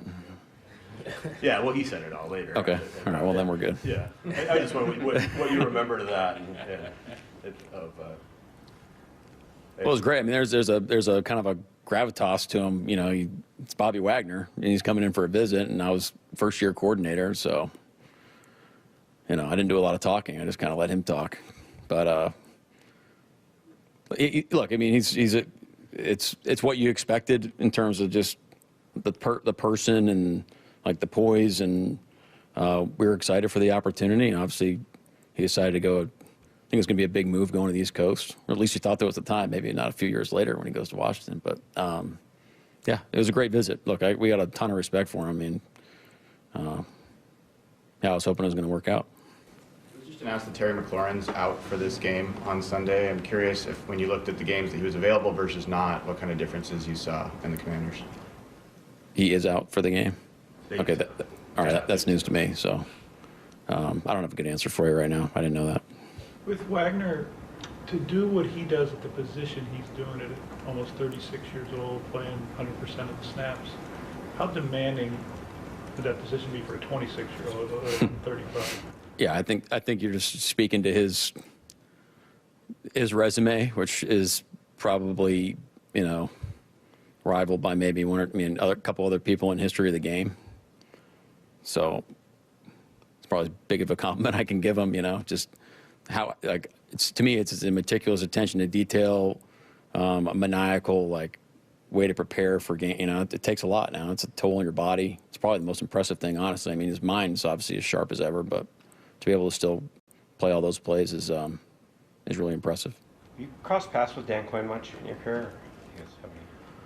A couple times. I mean, there's a funny story that happened, when I was a GA, and some more of the story. But the gist of it was DQ was the defensive coordinator here, and the guy I was working for. I was visiting my sister in Kirkland. He set up a visit with DQ here, and I think I told Sherm this story. I might have told him on the podcast, but yeah, walked right through the entrance right there. I was like wide-eyed. I thought it was like the coolest thing of all time. He came down. He was playing Beastie Boys in his office, and he was talking football about something. I had no idea what he was talking about, but it sounded sweet. And what I remember from that visit was how the feeling he had with the players in the building was, you could tell there was a really special connection, and the respect he had. Knew everybody's name in the building. And that really stuck with me for a long time. I have a ton of respect for DQ, and he's obviously a great football coach, but that was a big time moment in my life. It was really cool. So I appreciate him for doing that. What were you hoping to get out of that meeting? Well, I was trying to get in the NFL, but there wasn't an opportunity here. So at that point, it was just trying to network and learn. That was really it at that point. Who was your connection with him? Todd Grantham and him had worked together at some point, or they knew each other, and he was our defensive coordinator at Georgia at the time. Is IR potential for either Julian or Derek? Both, I'd say, are under consideration, yeah. In terms of your standard and your play style, how close would you say your offense is to meeting up to both of those? I think we're right on our way. I think our whole team is on its way. We're doing a lot of great things in terms of finishing plays, and there's more to be had, and really in all three phases. But the best way I can explain is I'm excited about where we are and where we can go. How does that show up? Maybe when you did your self-scout, maybe in the numbers or just the film in terms of the standard and the style. Yeah, you feel like it's really not the numbers. It's watching the tape and watching if you go through and watch individual efforts on each play, there's some great effort out there, and again in all three phases. But you're asking about offense specifically, and you see our receivers blocking. All of our linemen are trying to finish blocks for the most part. There's times where you want more from guys, but the effort and the selflessness is there. What do you guys like about Bayless Jones, who you brought in? Well, he helps us in the return game, special teams, maybe outside at gunner, but a lot of great speed. We felt him when we play against him. So. Does special teams team to team translate enough that a guy could come in and contribute right away? I think that's a possibility. Yeah, you saw it with Chaz going into the first game. Mike, almost the halfway point of the season. What do you make of Gray's start to his career through 7? Yeah, really solid start. I think the best compliment you can give Gray is we're not really talking about him much. He's very steady.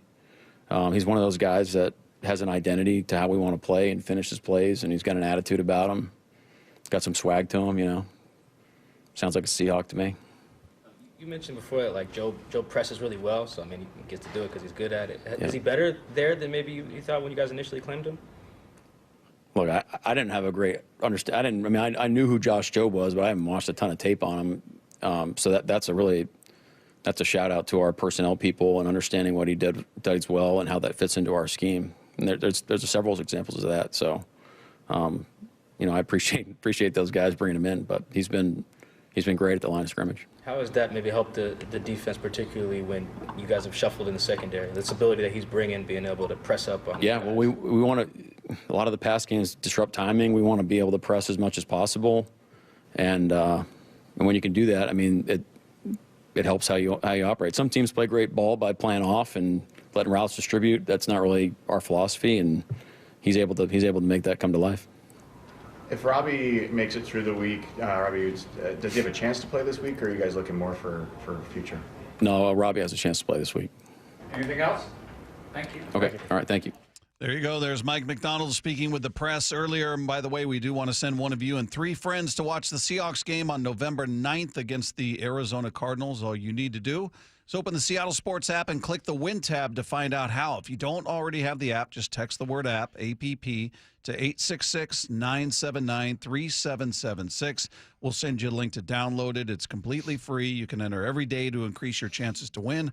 Contest runs through Monday, November 3rd. So there's Mike McDonald talking about some guys that'll be healthy, somebody expects to be out there. What was your big takeaway, Dave? Well, I thought it was interesting the way he asked about, they talked about which way the game is going, like their offense and specifically because, some of the thing, I mean, you get to the point and you look back and go, you kind of self-scout during the bye week and go, okay, well, what's working and what isn't, and let's start ditching some plays or concepts or whatever. So if just recognizing what's best for the players, basically, that's good coaching right there. So that really stood out to me. I thought it was interesting.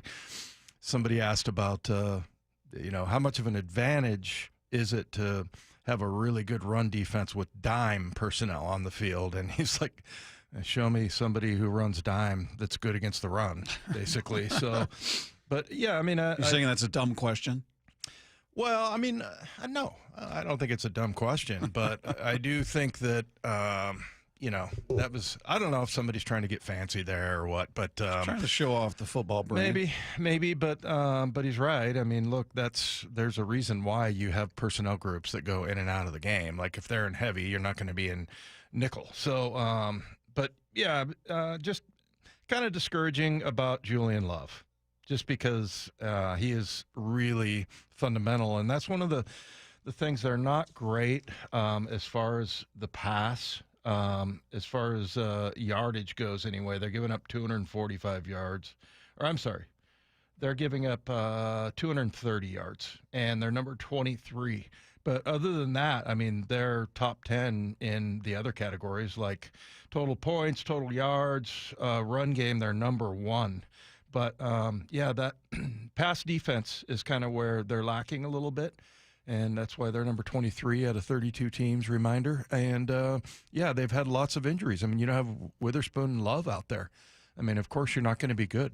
And so arguably 2 of your 3 best defensive players. Yeah. With Leonard Williams and throw Ernest Jones in there, too.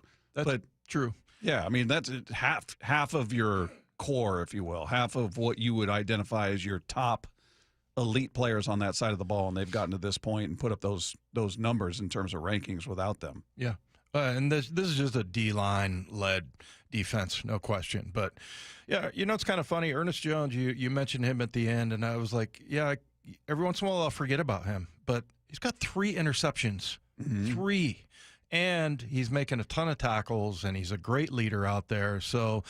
Yeah, I mean, you would put him definitely in that conversation about best player on defense. But it's a shame with both Julian Love and Witherspoon that they haven't been able to compete. Well, continuing with the Seahawks conversation, what should we expect to see from them coming out of this bye week? We'll get deeper into that coming up next with Wyman and Bob. This is Seattle Sports on 710. Hawks Live. Touchdown! Presented by the Dining District at the Bellevue Collection. Thursday nights from 7 to 9 p.m. Live from Bellevue Square's center court. Come on by and join hosts Michael Bumpus and Paul Moyer and a different Seahawks player every week. This should be fun. Hawks Live. Thursday nights from 7 to 9 p.m. Exclusively on the home of the Seahawks. Seattle Sports on 710 and the Seattle Sports app.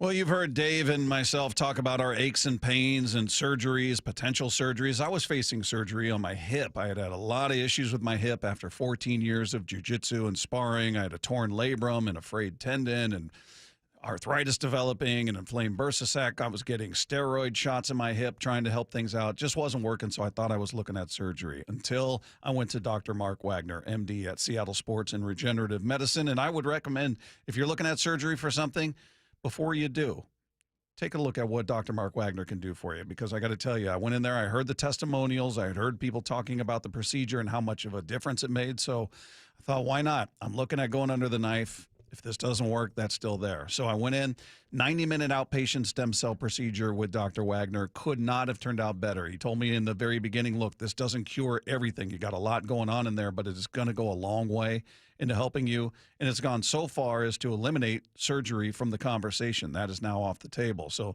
Dr. Wagner is a board-certified Seattle physician with over 30 years of experience performing more than 20,000 stem cell procedures, using a person's own stem cells to regenerate cartilage in their own joints. So people that have severe osteoarthritis, maybe they're even bone on bone, they're back to doing what they enjoy doing without pain and, more importantly, without surgery. So whether it's a hip like I had, maybe it's a shoulder, a knee, an ankle, elbow, whatever it is, before choosing surgery, do what I did. Go see Dr. Mark Wagner first. Go to drmarkwagnermd.com. That's drmarkwagnermd.com.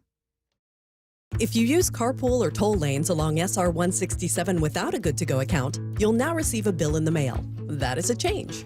A Good-to-Go pass saves $2 on every toll. That is not a change. Learn more at goodtogo167.com. Hi, I'm Justin Shirley. We offer 0 down, 0 interest, and 0 payments for 24 months on new roofs. Call 866-ROOF-ROOF now. State Roofing and Exteriors, held to a higher standard since 1968. Change is always happening. It's part of life. And when it comes to music, change is all around us. Songs are rewritten. Classics are remixed. Bands and artists come and go. Even our taste in music changes. Here at Xfinity, we know there's still good in keeping some things the same. That's why we want to do our part with a 5-year price guarantee on our internet. It means no matter what changes, you get 5 years of the most reliable Wi-Fi with our best equipment included for a price that stays exactly the same. Surprised? Life is full of them. One internet price, 5 years, guaranteed. Learn more at xfinity.com/deals. Restrictions apply. New residential customers only. Taxes and fees extra and subject to change. Most reliable Wi-Fi based on Open Signal Awards USA. Fixed Broadband Experience Report, August 2024. Are your investment dollars working as hard as they should be? You've spent years building your future. Don't let outdated advice put it at risk. Hi, I'm Jeff Jr., founder of Trajan Wealth. We're a veteran-owned firm proud to bring a new standard of financial care to the Seattle area. Our nationally recognized advisors are fiduciaries, ethically bound to put your interests first. That's the highest standard of care in the industry. As a privately held company, we answer to you, our valued clients, not shareholders. For households with $500,000 or more, let us build you a customized plan. From Bellevue to Tacoma, get advice you can count on. It's time to take a fresh look at your financial plan. Call Trajan Wealth, 206-466-3300. That's 206-466-3300. Trajan Wealth. Plan smarter, dream bigger. Advisory services offered through Trajan Wealth, LLC, an SEC-registered investment advisor. The home of the Seahawks, Seattle Sports. Touchdown! Seahawks! Ken Walker III! Get everything Seahawks at seattlesports.com. Lowe's knows pros want more. Join My Lowe's Pro Rewards for free to get $20 off your first qualifying purchase of $100 or more just for signing up. Plus, enjoy free standard shipping and more ways to save on your next job. Lowe's, we help, you save.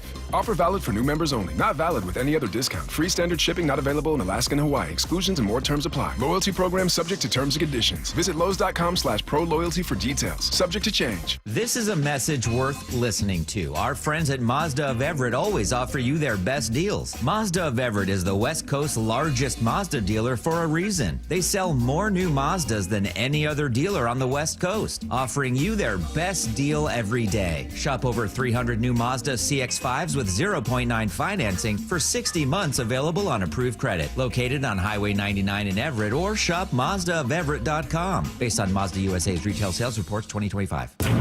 At Bible Law Group, we know how important voting is. That's why we're partnering with Seattle's own rock star Aaron Jones to rock the vote Thursday, October 30th at the Queen Anne Beer Hall. Vote and enjoy delicious smash burgers with Aaron and local bands by getting your ticket at bit.ly/BibleRock. If you've misplaced your ballot, don't panic. In Washington, you can still print a provisional ballot online and drop it in any official ballot box by November 4th. When prayer just ain't cutting it for your legal needs, we suggest two things: vote and call Bible Law Group. Guys, want long-term health you can count on? It starts with knowing your numbers. Right now, Revive Men's Health Washington is offering a comprehensive wellness panel, a $400 value for just $99. It checks your testosterone, blood sugar, cholesterol, kidney, liver, thyroid, and heart health. Take control of your health today and stay strong for the long haul. Offer ends November 30th. Call 206-529-1111. That's 206-529-1111. Or visit ReviveMen'sHealth.com today. Must medically qualify. Terms apply. Contact us for full offer details. This hour of Wyman and Bob is brought to you by K2 Vision RLE. From the Quantum Fiber Studio, you're listening to Wyman and Bob. Weekdays 2 to 7. On Seattle Sports and 97.3 FM HD2. Welcome back to Wyman and Bob. And just heard from Mike McDonald, head coach, and kind of got us thinking about what's the biggest thing that you want the Hawks to improve on this bye week? Going into the Washington game this weekend, what's the one thing that they definitely have room to improve on and that you would like to see get going? I have a couple, Bob. One is, if you look at the turnovers, the turnover situation is bad. Now, that's not something that you can necessarily work for or whatever. It just kind of comes to you when you hustle and work hard and everything, but their numbers as far as that go are not good. You know, they're fourth to last as far as -4 turnover ratio, and then they're the only team without a fumble recovery, and they've given away 7 fumbles. So yeah, they're not good as far as that goes. And then the other thing would, of course, be the run game. And that's where that has yet to sort of deliver.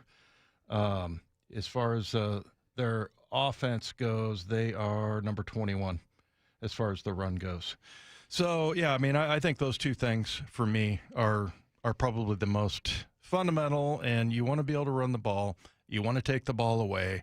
They haven't really done a good job with that, but they've excelled in other areas that are kind of a surprise to me.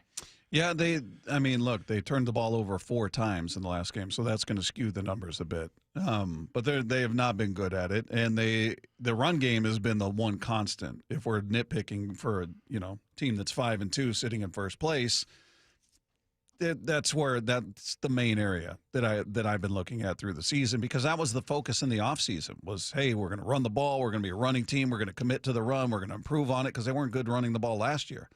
In fact, we talked about the fact that they pretty much bailed on it and just tried to pass themselves to victory.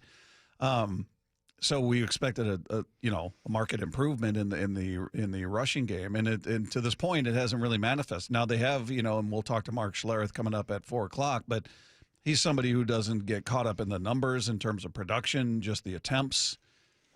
We're top 5 in that. Yeah, that category. I mean, I get what he's saying.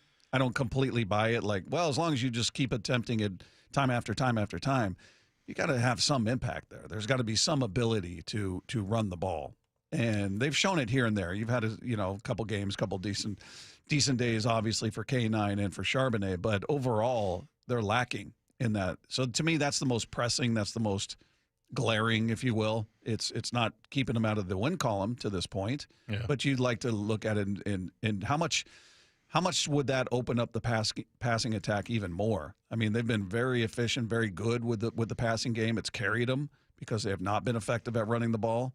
So how much better is this offense if they're able to run the ball? How much more explosive are they? Yeah, way more. I mean, we saw that one the one game in the preseason. I think it was against the Chiefs, where they were running the ball really well. I wonder if Robbie Oots is going to be the key to kind of bringing him back, because he's back this week.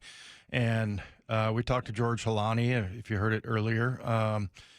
He basically was saying it's awesome running behind a fullback because he's there to kind of clean things up and, able to get the reads. It's kind of interesting, though, to me that a lot of these young running backs haven't run behind a fullback. But, yeah, I mean, but I think the attempt part of it, the part I like about that is that this is a 5-2 team who is stuck with it.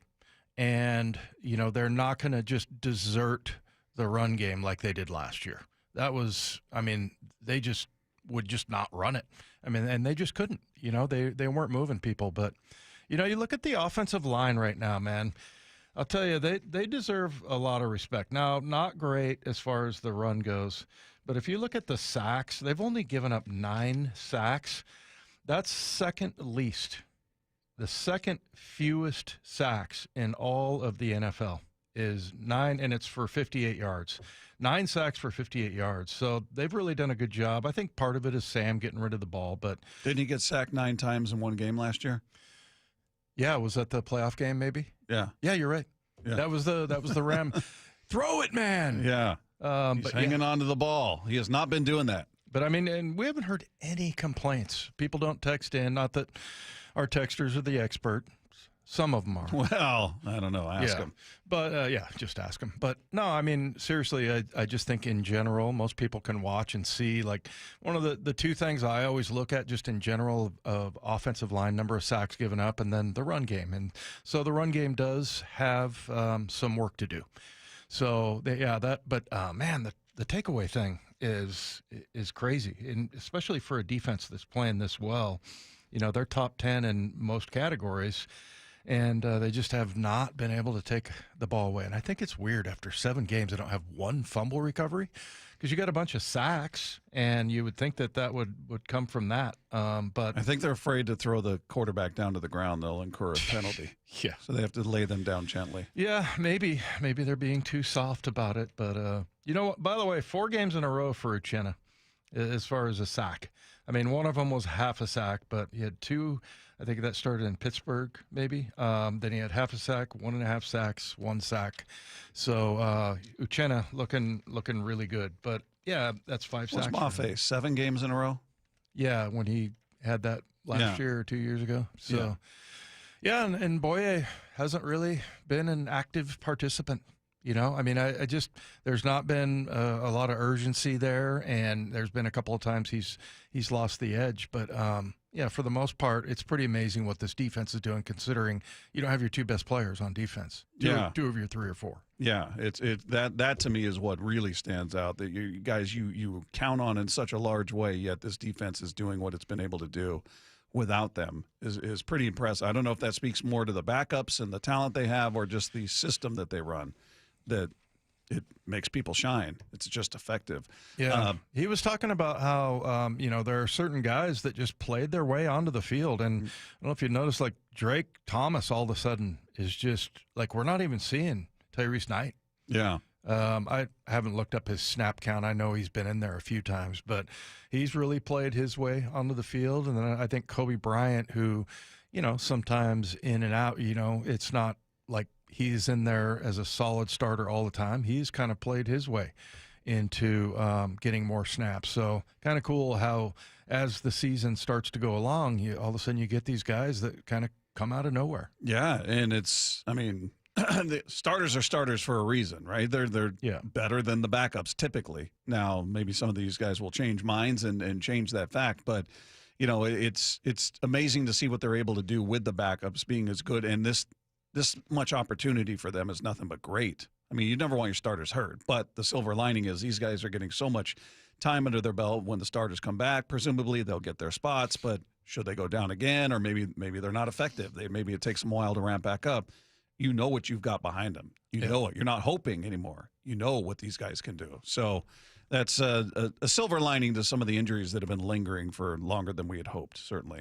Coming up, we'll discuss what it would have been like had the Mariners made it to the World Series and lost in What If Wednesday. That's coming your way next with Wyman and Bob. This is Seattle Sports on 710. Get inside the huddle. The handoff inside. He's Charbonnet. He's going to go. Touchdown, Seahawks. Taking you inside the VMAC every week. Thursdays, noon to 2. Our guys show up to play. Player interviews. It's obviously been paying off. Just going to continue to do that. Previewing this week's matchup. We'll say they come out and just run the ball down the Niners' throats. And everything Seahawks. If anybody had a doubt, don't. The Huddle. Every Thursday at noon. Exclusively on the home of the Seahawks. Seattle Sports. Hey, it's Dave Wyman for Swedish Cyberknife, and on average, 1 in 8 men in the U.S. will be diagnosed with prostate cancer during their lifetime. Many treatments are available, especially locally, but I recently spoke with someone who underwent treatment for prostate cancer back in February. It was Tim Hunter. He's a lifelong local radio host, and Tim underwent Swedish Cyberknife treatment the week right after the Super Bowl, and it was literally a week for him. All it took was 5 days in a row, with each session lasting less than an hour. He said it was more like 35, 40 minutes. He chose Swedish Cyberknife because it was only 5 days of treatment versus several months with other treatments. And on top of that, Swedish Cyberknife had by far the least interruption to Tim's daily life. No surgery, no catheter, and the recovery was incredibly quick. And Tim, he heard about the Cyberknife treatment from our radio commercials right here on this show, just like you are hearing right now. So if you, a friend, or a family member is diagnosed with prostate cancer, go to swedish.org/cyberknife prostate. And remember, you don't need a physician's referral. Again, that's swedish.org/cyberknife prostate. Treat prostate cancer with Swedish Cyberknife. Workdays can be unpredictable, but your workwear shouldn't be. With the Cintas Apparel Plus program, you'll have freshly laundered garments for everyone on your team delivered every week. Cintas has workwear for just about any job imaginable, with high-performance fabrics and an uncompromising fit that stretches and moves with you. Don't leave looking and feeling good to chance. Visit Cintas.com. Oh, I'm ready! And get ready for the workday. Get in the zone, AutoZone. Charlie's battery is struggling to start. Not ideal before the tailgate, so he goes to AutoZone. Welcome to AutoZone, where a friendly AutoZoner tests his battery for free. Looks like he needs a new one, so he gets a Duralast battery. have fun and stay warm. And he makes it to the tailgate early enough to get his favorite spot. Free battery testing and charging. No hassles, just help. Get in the zone, AutoZone. Restrictions apply. If you love to travel, Capital One has a rewards credit card that's perfect for you. With the Capital One Venture X card, you earn unlimited double miles on everything you buy. Plus, you get premium benefits at a collection of luxury hotels when you book on Capital One Travel. And with Venture X, you get access to over 1,000 airport lounges worldwide. Open up a world of travel possibilities with the Capital One Venture X card. What's in your wallet? Terms apply. Lounge access is subject to change. See CapitalOne.com for details. How do you stay humble when you're America's #1 wiper blade? That's what we're currently dealing with at Rain-X. Is it even possible to humble brag when you bully Mother Nature like we do? Do we sound too conceited if we keep repeating how Rain-X is the #1 brand of wiper blades in America? No. We'll take a lesson from our wipers and just keep doing our job with humility. As America's #1 wiper blade. Rain-X. Outsmart the elements. Seattle Sports has your chance to win 4 tickets to the Seahawks game, Sunday, November 9th. Head to the Seattle Sports app, click the Win tab in the bottom right corner, and enter to win. You can enter once per day, so the more times you enter through the Seattle Sports app, the better your odds. Do it every day, October 28th through November 3rd. Details and rules at seattlesports.com/win. From the home of the Seahawks, Seattle Sports. This is the home of the Seahawks. Gonna let one fly deep. Got a man out there. Ball is caught down at the 10-yard line, and it's JSN Seattle Sports. Life's expensive enough, isn't it? Groceries, gas, kids' activities. Sometimes your roof needs replacing, but your budget says not now. Hi, I'm Justin Shirley, CEO of State Roofing and Exteriors. We want to help with an offer to lift that weight off your shoulders. Get 0 down, 0 payments, and 0 interest for up to 24 months. Or save up to $3,000 on a new roof today. Call 866-ROOF-ROOF or visit stateroofing.com. Luxury has arrived at Snoqualmie Casino and Hotel. It's Mike Salk here. You can book now for an unforgettable experience. Let's talk about Hawks Peak. It is the place to be for game days this football season. With over 66 TVs, indoor-outdoor concept, the deck is covered and it's heated as well. And the food, oh man, it was excellent. All with breathtaking views of the Cascades and the Snoqualmie Valley. Yep, you can go to snocasino.com. Seattle's closest is now Snoqualmie Casino and Hotel. Well, I'm here with my good buddy, Dr. Dan Nelson from Eastside Pain and Regenerative Medicine. And you've heard from Dr. Dan's patients over the years how a simple stem cell procedure has successfully conquered their pain. Well, folks, now it's my turn. After years of dealing with knee pain from all the football abuse, I can say my knee pain now is almost 100% gone. How'd you do it, Dr. Dan? Well, Brock, personally, I'm very happy that you did so well. And your story is like so many of our other patients who come in, former athletes and non-athletes as well, who have come in with chronic knee pain and they are looking for alternatives besides knee replacement surgery. And we're happy to provide this service. It's been truly a game changer for so many folks. It's just been a pleasure to be part of this. Consider Dr. Nelson, the only doctor with over 30 years of experience in pain medicine techniques, including stem cell therapy. I was in and out with a couple of follow-ups. It's a non-surgical solution to pain using your own stem cells. Consider stem cell therapy with Dr. Daniel Nelson, MD at 425-823-4000 or visit danielnelsonmd.com. That's danielnelsonmd.com. What? It's time for What If Wednesday. Coach would have put me in fourth quarter. We'd have been state champions, no doubt. Wyman and Bob rewrite the scripts of major moves and moments in sports every Wednesday afternoon. Now step into an alternative reality with Wyman and Bob. A reminder coming up at 4 p.m. Mark Schlereth will join us for his weekly conversation. Stay tuned for that. But it is What If Wednesday, presented by Mazda of Everett. Today's question, what if the Mariners had made it to the World Series, but they lost? Would that have been less demoralizing than losing to the Blue Jays in the ALCS? I think so. Yeah, making it to the World Series. This one really hurt just because of it came down to the last game, Game 7, and then just the fact that outs never been there. 8 outs away. Never been there. So, I mean, I think a lot of people would have accepted it much more easily. Now, what if it's the same style that they lost in the ALCS? What if it's that? You know, you got the lead, man. You can, like you said, eight outs away. It'd be heartbreaking, without question. But I think you'd walk away. I think the reaction would be more automatic. Whereas we asked, at the end of this, do you look at this season as a success? Mm-hmm. And I think most people are like, yeah, they had never been this far into the postseason. So yeah, they achieved something they had never achieved. Right.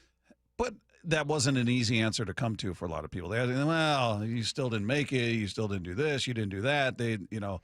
I think you make it to the World Series and you lose, that eliminates a lot of that. Yeah, you didn't achieve the ultimate goal. The ultimate prize for every team is to win the World Series. But having been one of the final two, to win a pennant, you've never won a pennant. So it's achieving more that you've never achieved at that point, being in a place you've never been as an organization's existence. So it's to me night and day, getting to the World Series and losing versus getting to the ALCS and losing. Yeah, I would say it's not night and day for me, but it's pretty close. Pretty close. What's kind of interesting about that, though, is we were doing some comparisons to Super Bowl 49. That was like the worst thing I've ever seen in sports that I've been associated with. Mm-hmm. And so, I mean, it's different. I mean, you didn't walk away from that one going, well, at least we made it to the Super Bowl. No, because you had the game in hand, you thought, and you thought you were on your way to 2 in a row. You just won the year before. You thought you had a generational defense and a generation, maybe the beginnings of a dynasty. I mean, there was just so much on the table. You were one of the final two. You were playing for the right to be one of the final two in this scenario with the Mariners, having never been there. Seahawks, that was the third time they'd been there. So, it's didn't make it any less painful or jarring, that's for sure. But this was, and some are arguing this was worse than that moment. That moment still is king. 49. Yeah. Super Bowl 49. Yeah.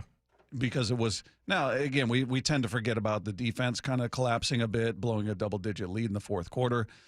But, it all came down to that final play, ultimately, was the nail in the coffin. But, yeah, that was I didn't even yell. I just sat there in silence, stunned disbelief when that happened. Like, what in the hell just happened? This one was just more of a, oh, boy, here it goes. And you still had an opportunity. You still had some outs to work with. You couldn't get there, and ultimately, obviously, the Blue Jays move on. But the other question is, would the Mariners have had a shot against the Dodgers? And if we're just going based on what that series was like at the end of the season, well, no, that doesn't feel very good. But everybody was resting. Everybody had everything locked up. So there was a different intensity. Obviously, the personnel, the use was completely different. I think they certainly would have had a chance. Would the Dodgers have been favored? 100%. Absolutely. They'd be favored against anybody. Yeah. But would they? I mean, look, if I had to bet money in Vegas, I'm probably betting on the Dodgers. They're stacked. Team is absolutely stacked. But Mariners absolutely would have had a chance. Did they have the best record in baseball, or was it the Brewers? Brewers did. Yeah. Yeah, Dodgers played in the wild card round. Yeah, and they took care of the Brewers. Swept them. Yeah. Yeah. Just dispatched them. But, yeah, I mean, I think it's a little bit different just because the only team that hasn't been to the World Series. So you make it to the World Series, and I don't know, if you lose in the same fashion, maybe it is as bad. Maybe it is getting into Game 7, you're 8 outs away from a World Series win. Yeah. I mean, it's bad when it's right there. You can see it. Yeah. The light, you're at the end of the tunnel. There's the light. It's right there. We need 8 more outs. And that's a lot of outs. That's a lot of baseball still. But yeah, it just, when you've never been there and you're that close, it does something. Yeah. Yeah, so, I mean, a little bit more bitterness there, with Toronto. And, and as much as I've made the case for, look, you want to root for Toronto, I can see the bitterness and a lot of the people. Well, number one, I'll give you this. The fact that they come down here now, someone pointed out they do come down here and spend a lot of money, but when the Toronto Blue Jay fans descend into Seattle, it's annoying. Yeah, we don't see that money. Yeah. I mean, if you're pumping up Mariners ownership and the local economy, I guess, hotels and restaurants, but are you as a fan individually seeing a benefit from the presence of the Toronto Blue Jays? No, you're just annoyed. Yeah, it's not making anything cheaper. It's not making anything easier. It's not making anything better for you. And longer beer lines. Yes. From what I understand, those Canadians. But, no, I just don't want to see them marching around in world championship gear. Yeah. But there's that, and then also the fact that it's George Springer. Yeah. And how annoying. And I think, honestly, he has taken over, for me anyway, as far as who is the most annoying ex-Astro. It's him. Yeah. Not Bregman, not Altuve. Not Correa. Well, I guess Correa's a current Astro. He was former, now current again. But, yeah, to me, it's George Springer now. Just, I don't know, the way he behaved during the ALCS, just, I don't know, it just rubbed me the wrong way. Well, and lest anybody forget, I think a lot of people feel like the venom directed at the Astros and former Astros is only here in Seattle. You hear it there in L.A. You hear boos for the other players, but when George Springer steps up to the plate and they announce his name, the volume goes way up. Oh, yeah. And all of those guys hear it on the road. So it's not just a Seattle thing by any stretch. They are hated around the league.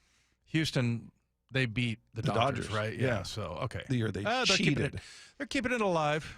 There's two entities that are keeping the hate alive for the Astros. One is all the Dodger fans, and the other one is Bob Stelton. There we go. Keeping hate alive, and I will do that until those guys are out of the league. As long as they're in the league, I will wear that patch with pride, man. And I love watching, like, during the season, just watching games on, whatever, MLB Network, and it's the Astros versus the Tigers or whatever. It doesn't matter. Whatever city they're in, here comes Altuve, volume goes up. Mm-hmm. If it's Correa when he was with the Twins, it didn't matter. They could be in Toronto. When he steps up at the plate, volume goes up on the boos. So I love that the baseball fan just throughout the league doesn't forget. Yeah. I'm proud of those people. Never forget. Never forget. I'm very proud of those people. All right, there you go. That is What If Wednesday presented by Mazda of Everett. Time for the most chaotic NFL segment of the week. Mark Schlereth. He's going to join us next with Wyman and Bob at Seattle Sports on 710. Get inside the huddle. The handoff inside. He's he's going to go. Touchdown, Seahawks. Taking you inside the VMAC every week. Thursdays, noon to 2. Our guys show up to play. Player interviews. It's obviously been paying off. It's going to continue to do that. Previewing this week's matchup. We'll say they come out and just run the ball down the Niners' throats. And everything Seahawks. If anybody had a doubt, don't. The Huddle. Every Thursday at noon. Exclusively on the home of the Seahawks. Seattle Sports. Why is K2 Vision RLE a permanent solution to glasses, contacts, and readers? How is it that you'll never develop a cataract after K2 Vision RLE? And how is RLE different from LASIK? Hey, it's Doctors King and Kopstein from K2 Vision RLE. We'll answer those questions and others when you join us for our free live webinar this Thursday at noon. Andy, what are some of the other questions you hear? Well, how long is the procedure and recovery? Or who's a good candidate for RLE? And we'll also answer, how much does RLE cost? Is there financing available? Does insurance pay for RLE? Find out how K2 Vision RLE is the permanent solution to glasses, contacts, and readers. And cataracts too. Right, no more cataracts. K2 Vision's free live webinar this Thursday at noon. Space will be limited, so register now at k2visionrle.com. Join us at our free live webinar this Thursday at noon. Sign up at k2visionrle.com. Every time I turn around, my friends at Pure Talk give me one more reason to feel good about switching. This month, for instance, they're supporting Canines for Warriors, a terrific organization that trains rescue dogs and then pairs them up with combat veterans struggling with PTSD. The result? They're saving lives on both ends of the leash. This is why I switched to Pure Talk. I like being in business with an American wireless company who shares my values. Yeah, I appreciate unlimited talk, text, and plenty of 5G data for just $25 a month, and I bet you will too. But I think you'll really appreciate doing business with a company who gives back to the men and women who volunteered to defend our country. Just dial pound 250, say micro. With Pure Talk's U.S. customer service team, you can switch in as little as 10 minutes. Again, dial pound 250, say micro, to switch to an American wireless company who actually stands for something. Pure Talk. Hey, Doc, nice office. Quick question. If you had to choose, would you give yourself a root canal or run payroll? Run payroll, no question. Seriously? Have you run payroll before? Paying my team with Gusto couldn't be easier. Gusto gives me unlimited payroll runs, next day direct deposits, and automatically files my taxes. Saves me time. Wow, that's nice. Over here, Doc. Can I run payroll too? Choose payroll without the pain. Visit gusto.com/radio to sign up for free. Your ambition just met its match with Robinhood. Trade stocks and ETFs, options, futures, and crypto all on one platform. Get started today at Robinhood.com/yourmoney. Your money, your move. All investments involve risk, including loss of principal. Options, futures, and crypto trading carry significant risk and may not suit all investors. Securities offered through Robinhood Financial LLC, member SIPC. Futures trading is offered by Robinhood Derivatives LLC, not FDIC or SIPC protected. Crypto offered through Robinhood Crypto LLC, NMLS ID 1702840, not FDIC or SIPC protected. Portfolio management offered by Robinhood Strategies, an SEC registered advisor. Workdays can be unpredictable, but your workwear shouldn't be. With the Cintas Apparel Plus program, you'll have freshly laundered garments for everyone on your team delivered every week. Cintas has workwear for just about any job imaginable, with high-performance fabrics and an uncompromising fit that stretches and moves with you. Don't leave looking and feeling good to chance. Visit Cintas.com. Oh, I'm ready! And get ready for the workday. No, it's not too soon to start holiday shopping. Ulta Beauty's early Black Friday event is happening now through November 22nd. Shop $10 beauty minis from brands like MAC and Too Faced. Take 30% off Lancome and Touchland fragrances and body mists. With new offers dropping every week, our associates can help you find the perfect gifts. Head into Ulta Beauty today to shop our early Black Friday event. Ulta Beauty. Gifting happens here. Get in the zone, AutoZone. Brian's headed to the basketball court, but he's sick of this check engine light. So he goes to AutoZone for the free Fix Finder service, Welcome to AutoZone. What are you working on today? where a friendly AutoZoner reads the light in just a few minutes and gives him a detailed report. No big, just a loose gas cap. And gets him to the court with a tight gas cap and tighter defense. The free Fix Finder service at AutoZone. No hassles, just help. Get in the zone, AutoZone. Restrictions apply. Tired of hearing scary radio ads about the IRS? Tax Relief Advocates is different. TRA is here to tell you that if you owe money to the IRS, whether it's $5,000 or $500,000, we have a solution. TRA can eliminate or reduce what you owe to the IRS with zero risk to you. We have over 1,000 5-star reviews on Google and an A+ with a BBB. End your tax nightmare today by visiting TRA.com or call 800-583-6681. That's 800-583-6681. Let's go!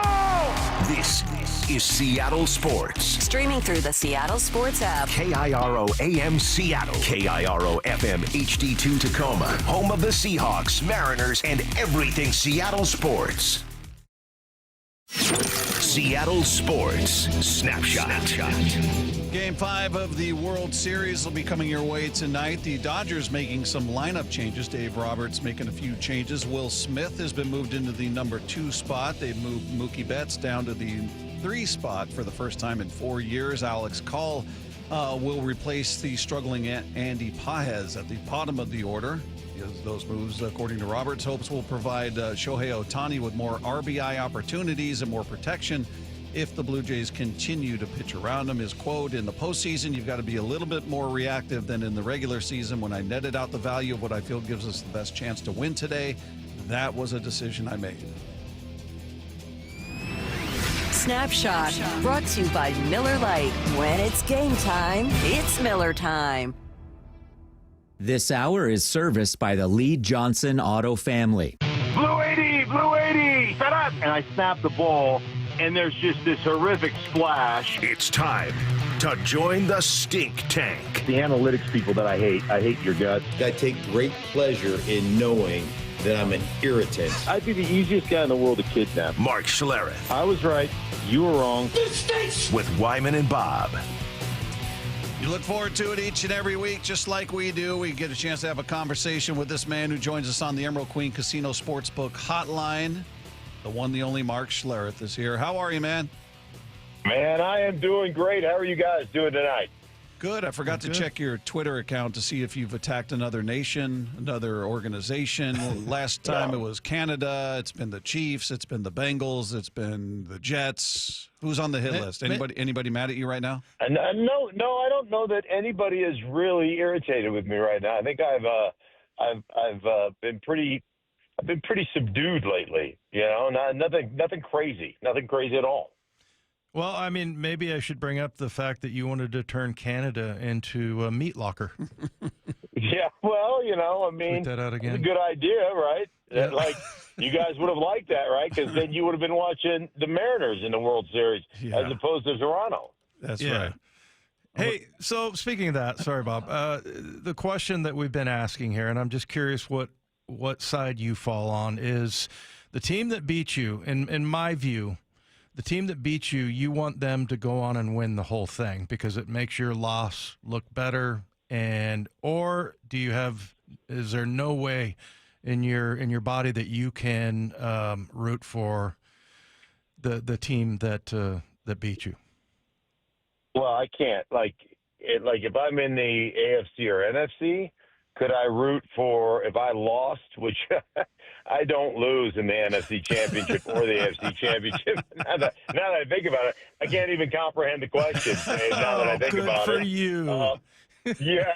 So, but if hypothetically, if I were to lose, which is a ridiculous, crazy talk, but if I were to lose in one of those AFC or NFC championships, I would root for nothing but bad things to happen to that team that beat us. Okay. Thank you. There we go. Thank you, Mark. We're split, down the middle by all different sources like the text toy, whatever.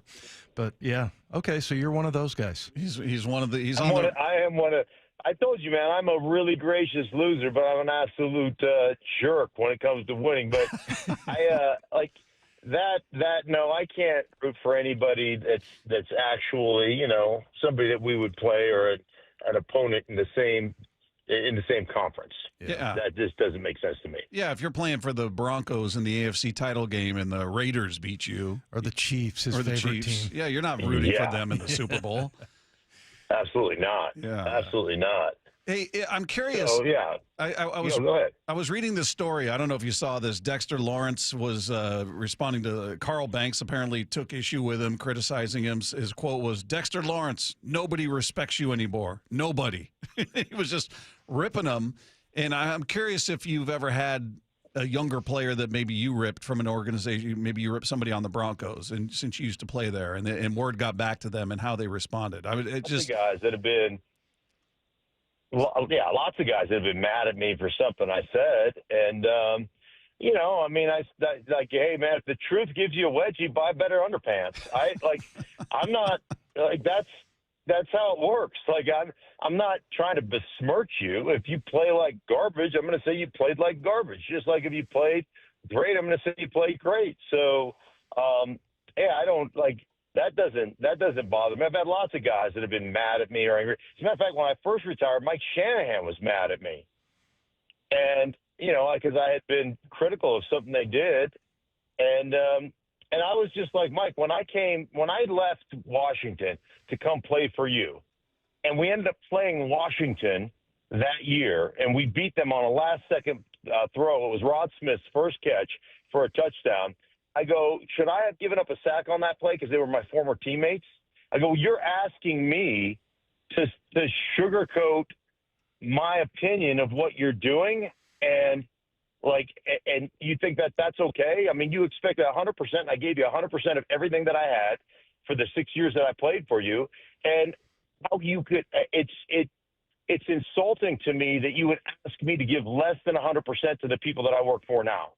That's not how I'm wired. You're going to get everything I've got, and I'm not gonna make excuses or lie for anybody.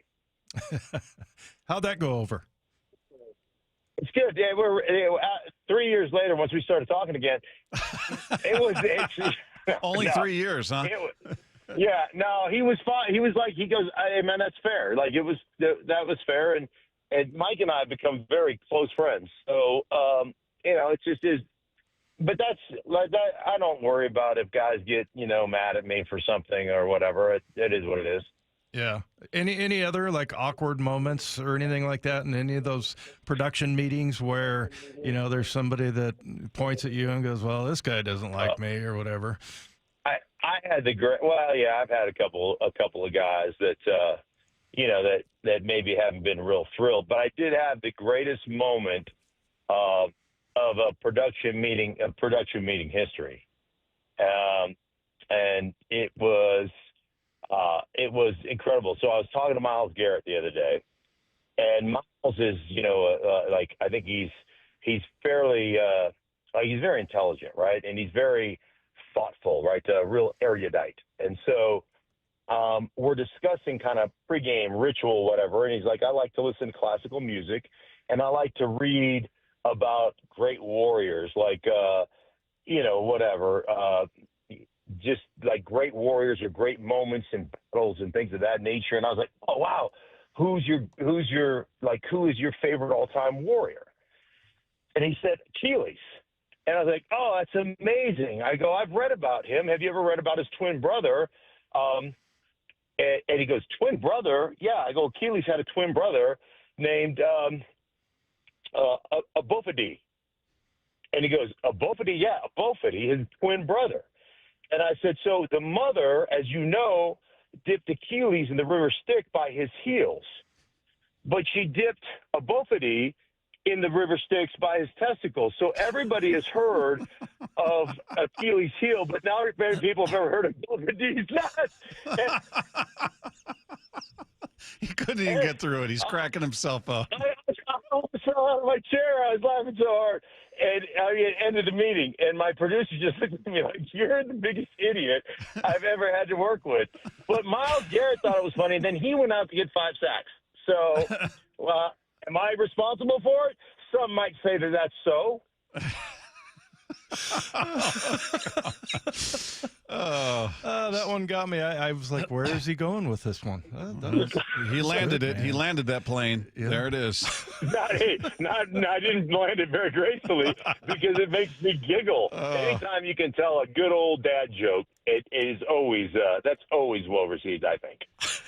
Hey, what did you make of that injury to Cam Scadaboo? You know, I saw some people retweeting the video of it, going, "Oh, it's that hip drop tackle. They've got to eliminate this, enforce the ban on that tackle." Did it? I couldn't really see. I was looking from the front view, so I couldn't really see what the defender did behind him. What was it? A hip drop? I've got to be honest with you. I do not watch that. I won't look at it. It just gives me the willies. So I try to avoid those. And, you know, the hip drop tackle, I'm sure Dave and I feel the same about the hip drop tackle. Like, hey, man, when you're on the football field and your guy that you're assigned to or some guy is about to run by you or make a play or do whatever, you lose. Like, it's temporary insanity. You will do whatever you have to do to make sure your guy doesn't make a tackle. And I've been fined. I was fined one time in my career for a chop block. And when I went back and watched it on film, it was ugly. I mean, ugly. And, you know, I reached out and apologized. But when your dude, like, we were running a draw and the guy didn't react. He was a young player. He didn't know what was going on. So he had no reaction. He's about to make the tackle. And I just cut him in half from the back of his legs. You know, and it was awful. I got hit by about 14 flags, rightfully so. You know, and I got fined for the play. But ultimately, when you're in that moment, you can't go, oh, wait a minute, that might be a hip drop tackle. Let me just let him run in for a touchdown. Or that doesn't even go through your mind. You're just trying to get a guy on the ground. So, I get the quote unquote player safety, but I'm just not a fan of just basically trying to take everything that makes the game out of the game. You know what I mean? I mean, that stuff bothers me a little bit. Did they call it? I didn't see that. Did they call hip drop tackle? I don't think they did. Yeah. Yeah, it's. Well, then why did you even ask, Bob? That's just a bad question. Dave, take over. Well, because I saw complaints on your favorite platform, X, from people commenting on the video going, they got to get rid of this. They got to enforce this. Come on. Right. Well, you know, I mean, that's everybody's. Well, that was probably all Giant fans, you know. Which are most Giants fans are a bunch of fake tough guys anyhow. So I would expect it from those guys. All right. Were you working this weekend? Yeah. I've got Jacksonville at Las Vegas. Okay. So that'll be interesting to watch. I mean, Vegas has been really, really awful going into their bye week, and Jacksonville has kind of hit the skids as well. So it'll be interesting to see how they respond and bounce back, both coming off their bye weeks. Hey, I'm curious, have you been in some of those production meetings with Geno Smith, and just, you know, what are your impressions of him? One of the things we say, we never really felt like we got very attached to Geno. I was around the team and on the road, he typically would just keep to himself, put on glasses and headphones, and then we never really got a one-on-one interviews. He was always kind of in a scrum. But as far as, and I've heard that, whatever some people think that maybe he's, not the nicest guy in the world or whatever, but that he's just really competitive and he's really intense. Is that how did you find him to be? I've met with him a bunch of times, and both in Seattle and with the Raiders. Now this will be my second time with the Raiders, and he has been awesome in the meetings. I mean, he's been very gracious, very good with he's very thoughtful. He's been incredible. And it's interesting because some guys just aren't comfortable, doing some of that stuff. But in our production meetings, man, that guy couldn't be any better. He's just like I said, he's very, very thoughtful, very forthright. Will answer whatever question you have. He's been really good. Obviously, the Raiders offensively have struggled, and he's struggled. And And part of that is interestingly enough, you guys experienced this in Seattle last year. You hire a collegiate, offensive coordinator, and there's a huge learning curve coming to the National Football League. And one of the things that Chip Kelly had told me, and I found this really interesting, he said, he goes, by the time National Signing Day, whatever that is, February or whatever it is, he goes, we're already 9-0 on signing day. Like we just have that much talent. And he's like, college football and professional football are different in that professional football is all situational, and college football is not. He's like, man, we were so much better than most of the teams we played. We handed off on first down, and we're in second down and 2. And he goes, so our third down chart is minuscule. You get into the NFL, and everything's about third down conversions and second down and long conversions. We were just never in those situations, when you play or you coach at a big-time college like Ohio State. And so there's a huge learning curve for collegiate coaches. The other part that's huge, the hash marks make a huge difference when you start to think about, hey, man, if you're on the far hash, because you play 80% of the game either on the right hash or the left hash. Well, when you're in college and you're on the right hash, you've got 12 feet more space on the wide side of the field. So think about every receiver. If you're in a 3-by-1 formation, each receiver has an extra yard, an extra 3 feet of space to operate in.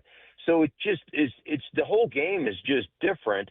And guys really struggle coming from the college game to make it morph into and fit into what we do in the NFL. So I think that's part of the issue that the Raiders are having right now. And I know Chip has done a lot of stuff in the NFL, but a lot of the stuff that he took to Philadelphia when he was first there, and even with the San Francisco 49ers, it just wasn't real successful.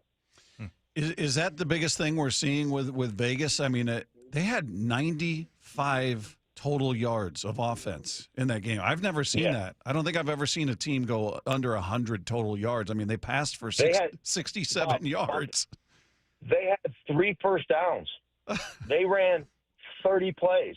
Oh, have you ever seen that before? For me, no. For me, from a prep standpoint, because I'm doing the game, I got through that film pretty quick.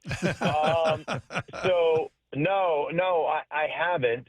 And it was Kansas City could have scored 40 points on them, and their first 3 drives were like 15-play touchdown, 17-play touchdown, 15-play touchdown.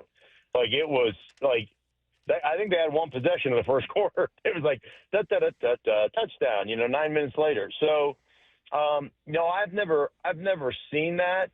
And there's a lot of reasons. I mean, Brock Bowers was out, Jacoby Myers was out, Colton Miller, their left tackle, was out. They've got some real issues up front as far as blocking people are concerned. So there are a lot of issues that they are dealing with right now, a lot of them personnel issues. And it's just hard. It's hard to win the NFL even when you're good. But then when you have a lot of guys playing from the JV side of things, then it really becomes that much harder.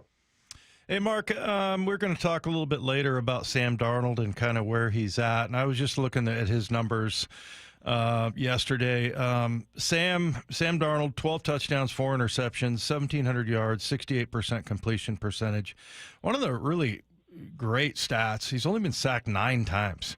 And as Bob pointed out, I mean, he got sacked 9 times in that playoff game for 58 yards, and then he's ran for 10 times for 41 yards. But if you look at last year, he was sacked a lot more at this point in the season. He had thrown 14 touchdowns, and 5 interceptions, but only 1,600 yards, and then he sacked 21 times for 138 yards. I'm wondering, that looks like the biggest difference between him this year as opposed to last year. But where are you with him right now at this point in the season? Yeah, I think he's been playing great, and I'm a big fan. I'm a big Sam Darnold fan. Like what he's gone through to get to where he is right now, I think it's a really cool, just a really cool story. But yeah, I think part of that Dave, for me, is how you call your offense and how you keep your quarterback out of harm's way. And, it's interesting how much call it and run it or tank kind of plays you have versus how much, at the line of scrimmage you're doing, you're doing the can it, kind of kill it, can it, check with me, whatever you want to call it, plays. And I think there's so much going on in the NFL right now from, and I hate this, and offense coordinators that say this to me, I just want to punch them in the face, but I don't. But that's what my initial thought process is. Yeah, we got to get ourselves into a premium play, and so if you ever listen to the Nat sound, you'll hear we're good, or kill, and they constantly do this, and it's one of those situations where like, hey, we want to run it we want to run it away from the safety who's in rotation. If they stay in too high, then we want to throw this, and you have to.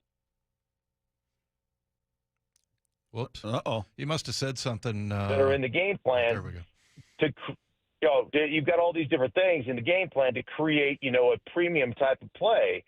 And the problem with that, like, it's great on a grease board, but most of these guys who are coordinating offenses have never played. And the issue that you get into is, man, sometimes I just want to line up, come off the ball on first down, and try to smash you in the face. And that takes the starch out of a defense a little bit.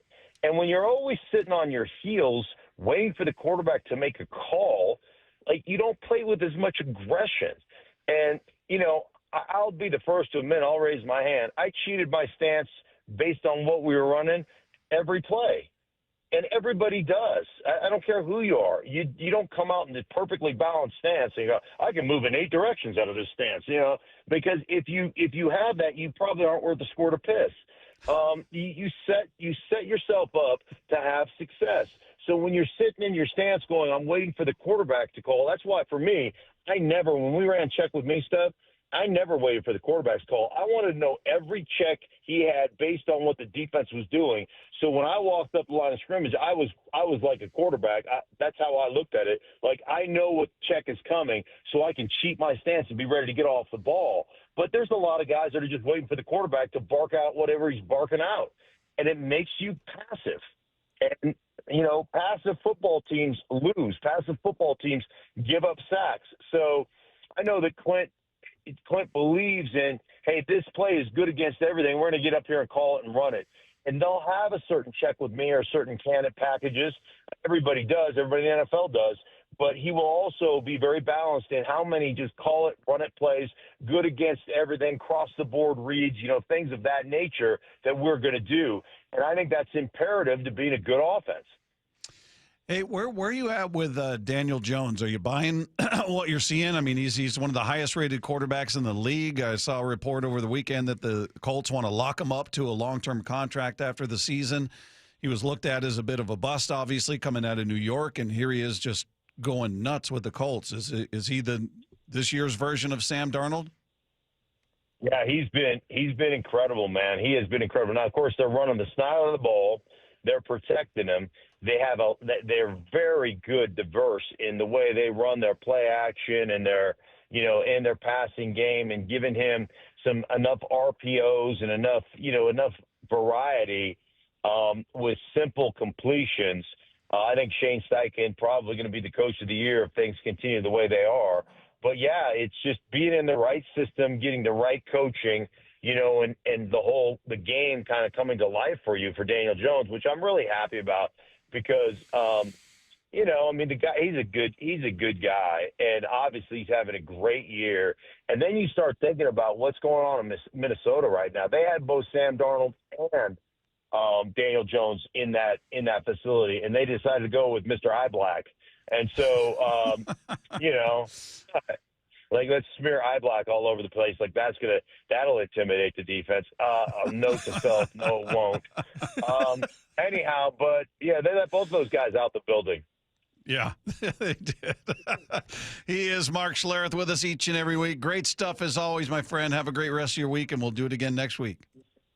Sounds good, guys. Take care. Thanks, buddy. There you go. There's Mark Schlereth with us each and every week. If you missed any part of that conversation, you can find it on the podcast page after the show at seattlesports.com. Meanwhile, one prominent sports expert still isn't buying Sam Darnold. We'll explain why he's wrong. That's coming up next with Wyman and Bob at Seattle Sports on 710. Hawks Live. Presented by the Dining District at the Bellevue Collection. Thursday nights from 7 to 9 p.m. Live from Bellevue Square's center court. Come on by and join hosts Michael Bumpus and Paul Moyer and a different Seahawks player every week. This should be fun. Hawks Live. Thursday nights from 7 to 9 p.m. Exclusively on the home of the Seahawks. Seattle Sports on 710 and the Seattle Sports app. Hey, it's Dave Wyman and Bob Stelton here for Dr. Mark Wagner. And Bob, you've been listening to me talk about him. And the thing that really stood out to me, that really impressed me, was that he told me he couldn't help me with one of my joints, my right knee. He said, look, you need a replacement. And I so appreciated that. But he did help you. He was able to help you out. And tell us about your experience with your hip. Well, he did the same thing with me as far as the honesty goes, because I had MRIs done. I was getting steroid shots in my hip. It had been bothering me for years. After 14 years of jiu-jitsu and sparring, I had a torn labrum. I had a frayed tendon. I had arthritis. I was bursa sac inflamed. Everything was going wrong in there, and I thought I was looking at surgery. He looked at all the imaging and said, look, I can't fix everything with this one shot. It doesn't fix it, but it's going to go a long way. And I was willing to take. I'd heard all the testimonials you'd been talking about and decided to go for that since surgery was on the table, and now surgery is off the table. It's been almost a 100% correction. It's amazing. And the things that I hear from guys that like couldn't walk 18 holes that are now playing 36, I mean, it's pretty incredible. So whether it's an elbow, hip, ankle, wrist, or knee, before choosing surgery, see drmarkwagnermd.com. That's drmarkwagnermd.com. Eric Johnson here. I spent the past 30 years working to help make our community better informed, better protected when it comes to consumer issues, and better equipped to take on whatever life throws at us. That's why I love the free Washington Accident book series from Davis Law Group. These books keep us better informed about the law, better able to protect ourselves on and off the road, and better off when all is said and done after an accident. Chris Davis didn't have to write these books. He did it because he saw a need. People who were in accidents or other legal situations didn't know what to do, what pictures to take, documents to request. Only a tiny fraction of the people who get these free books will ever become clients of Davis Law Group, but that's not the point. Chris wrote them because it was the right thing to do. The free Washington Accident book series is a must-have for drivers who want to be prepared for whatever the road might throw at them. Get yours at WashingtonAccidentBooks.com. Lowe's knows pros want more. Join My Lowe's Pro Rewards for free to get $20 off your first qualifying purchase of $100 or more just for signing up. Plus, enjoy free standard shipping and more ways to save on your next job. Lowe's, we help, you save. Offer valid for new members only. Not valid with any other discount. Free standard shipping not available in Alaska and Hawaii. Exclusions and more terms apply. Loyalty program subject to terms and conditions. Visit Lowe's.com/pro-loyalty for details. Subject to change. This is a special alert to all Americans who own a vehicle with less than 200,000 miles with an auto warranty about to expire or with no warranty coverage at all. Due to a decline in the economy, CarShield is announcing a low-cost month-to-month vehicle protection plan that is now available to the public to save any driver out-of-pocket expenses on future auto repairs. Call now to find out how you can pay almost nothing for covered auto repairs. Yes, you heard that correctly. Pay almost nothing for covered auto repairs. An open phone line has been established for all drivers to call for a free quick quote. Call 800-292-4541 now. Drivers who are covered will not have to pay for covered repairs again. This protection plan is at an all-time low. Additionally, drivers who activate this vehicle protection today will also receive free roadside assistance, free towing, and car rental options at no additional cost. Call us for your free quick quote today. 800-292-4541. That's 800-292-4541. What do you have to lose? Call 800-292-4541. Again, 800-292-4541. Want more Seahawks content? Join me, G. Scott, on The Reset. New episodes of the podcast every Monday and Thursday on YouTube or on the Seattle Sports app. Comcast Business can help turn your small business into a connected, secure, modern business. It's It's how restaurants become reliably up and running neighborhood favorites. How healthcare offices become the data-protecting caregivers that we all depend on. And how wealth management firms become cyber-securing guardians of your information. With reliable connectivity, enhanced cybersecurity, and Wi-Fi backup, your business can stay connected and get threat-ready with Comcast Business, powering possibilities. Now through November 16th, new Comcast Business customers can get started with 150 megabit internet plus security for $59.99 a month for 12 months with a 2-year agreement. Plus, ask how to get a $500 prepaid card on a qualifying gig package. Call today. Restrictions apply. Requires enrollment in paperless billing and auto pay with bank account. Early termination fee applies. Equipment, taxes, and fees extra. The stock market's on fire. AI stocks are performing at all-time levels. We hope you, like many of our investors, have taken advantage of it. A famous man once said, buy low, sell high. There's also $8 trillion of cash sitting on the sidelines. Investors are either scared or they don't know where to go. Hi, I'm Scott Rireka, CEO of Legacy Group Capital in Bellevue. Legacy Group Capital develops local real estate, lends money, and shares profit with our investors. We've been doing it for 19 years, averaging double-digit returns with zero investor losses. Diversify with Legacy Group Capital and invest in our family of funds. From a 3-year investment with double-digit returns to only a 90-day commitment returning 7%. We also accept IRAs. Find out why 1,300 local investors have invested over $350 million. Legacy Group Capital at legacyg.com. This is not investment advice. Investments available to accredited investors only. Details at legacyg.com. This hour is serviced by the Lee Johnson Auto family. Wyman and Bob. From the Quantum Fiber Studio. Weekdays 2 to 7. On Seattle Sports and 97.3 FM HD2.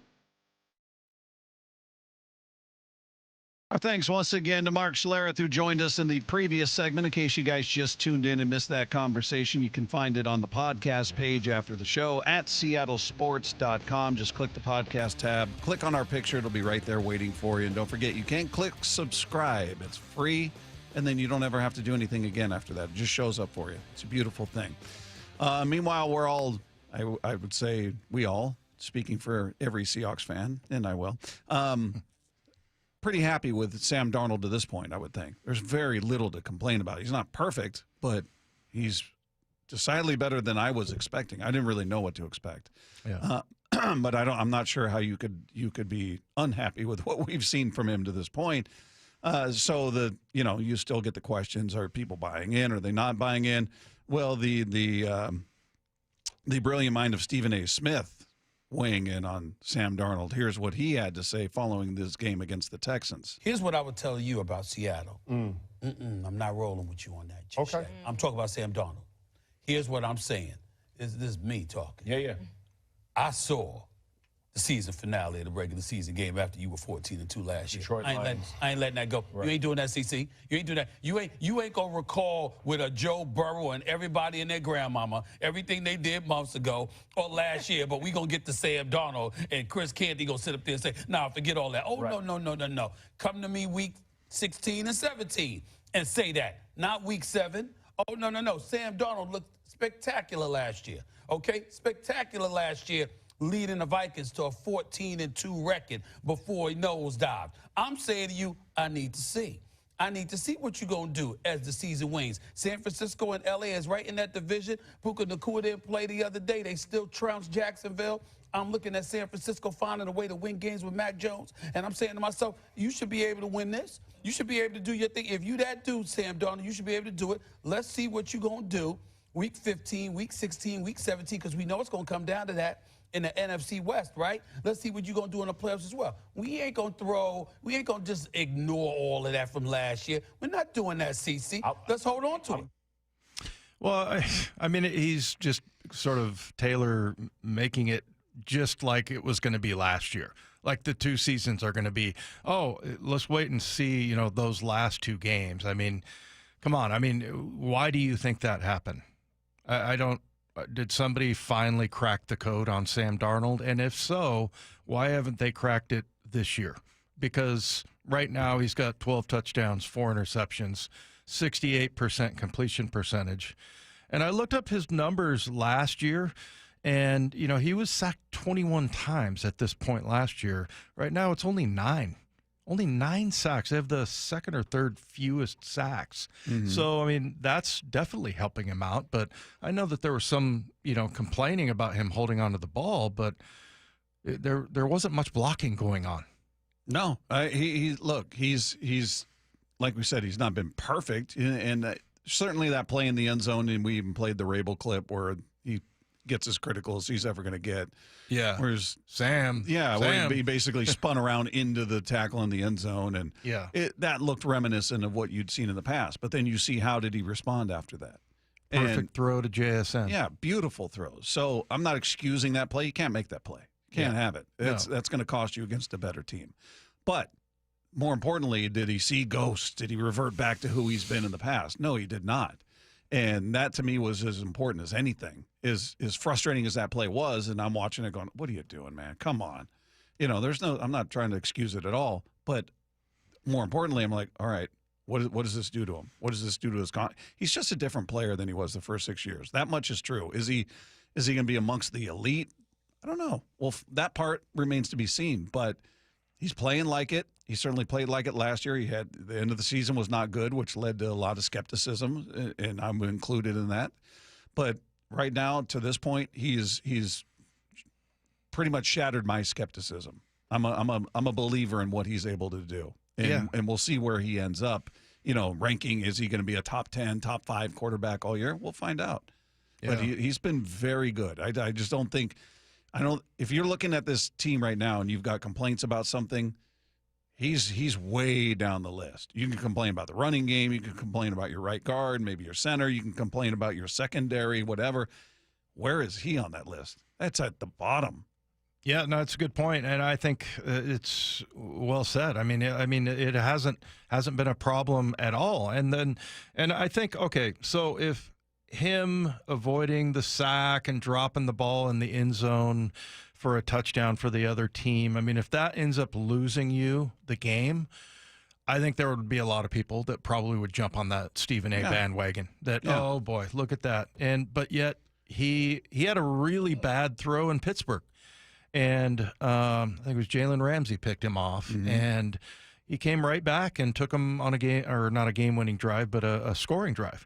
So, it's how does he respond to those things? And, now that you see that the outcome was a win against Houston, I'm glad that happened, because I want to see how he responds to it. And, and that I think that's, half the battle as far as quarterback goes, just that confidence. The other thing is, I looked at Geno at this point right now, and Las Vegas is a disaster.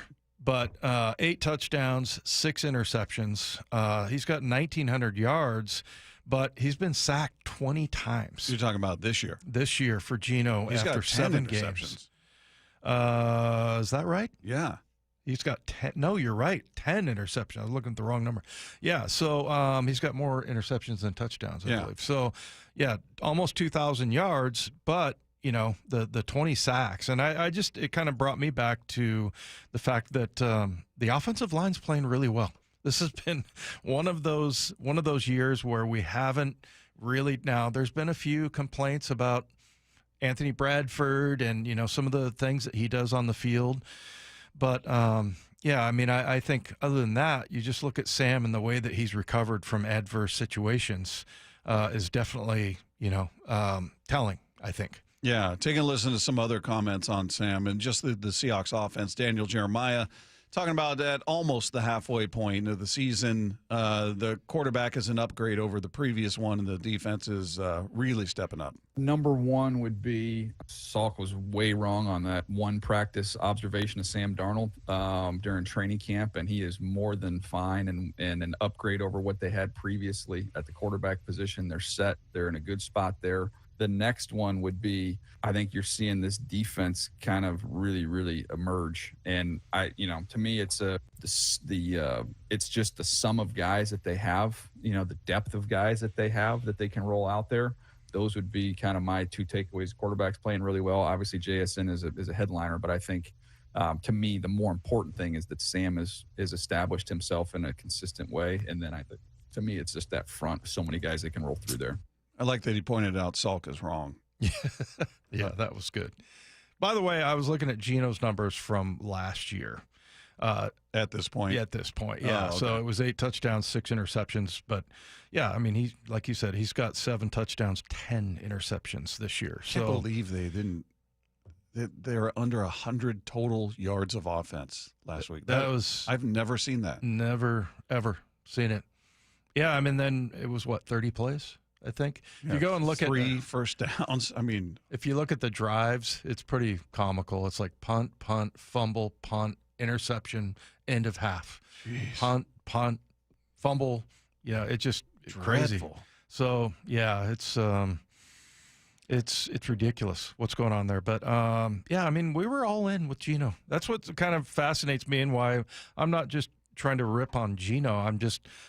We all would have been fine with Geno Smith. Yeah. And, you got a new offensive coordinator. Maybe this will help him out. And maybe it would have.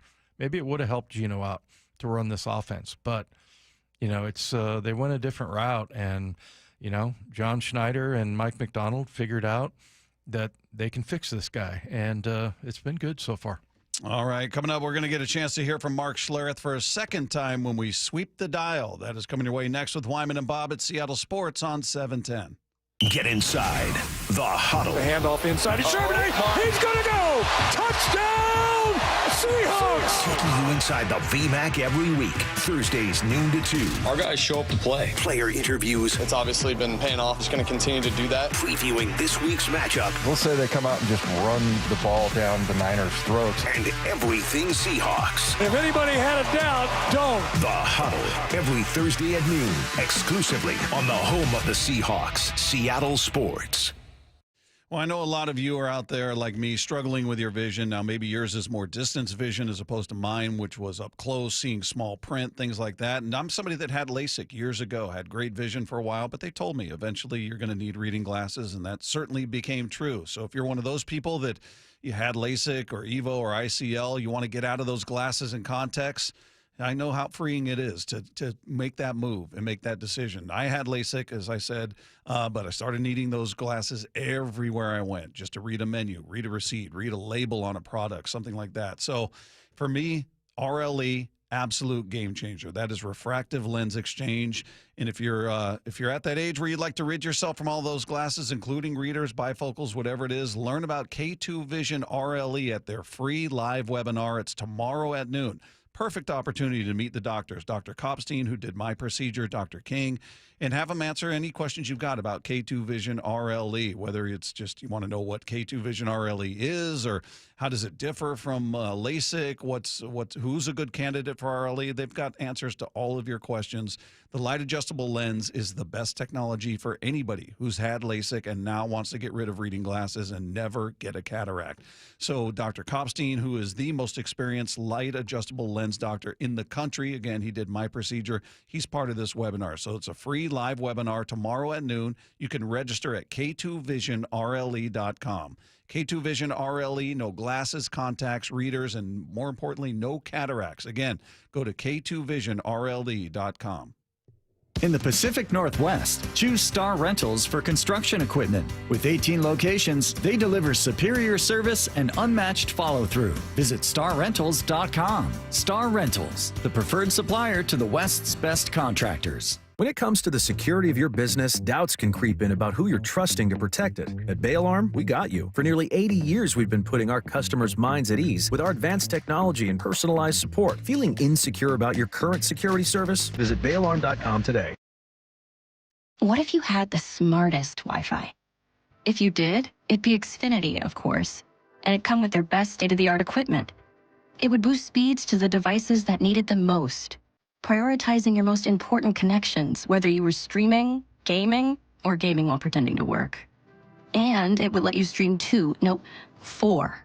That's right, 4 games on one screen. It would even power your mobile connection so you could bring faster, secure Wi-Fi speeds with you where you use it most. It would be proactive and fix problems before you knew you had them. Impressive, right? And it would have security features that protect you from threats at home and online.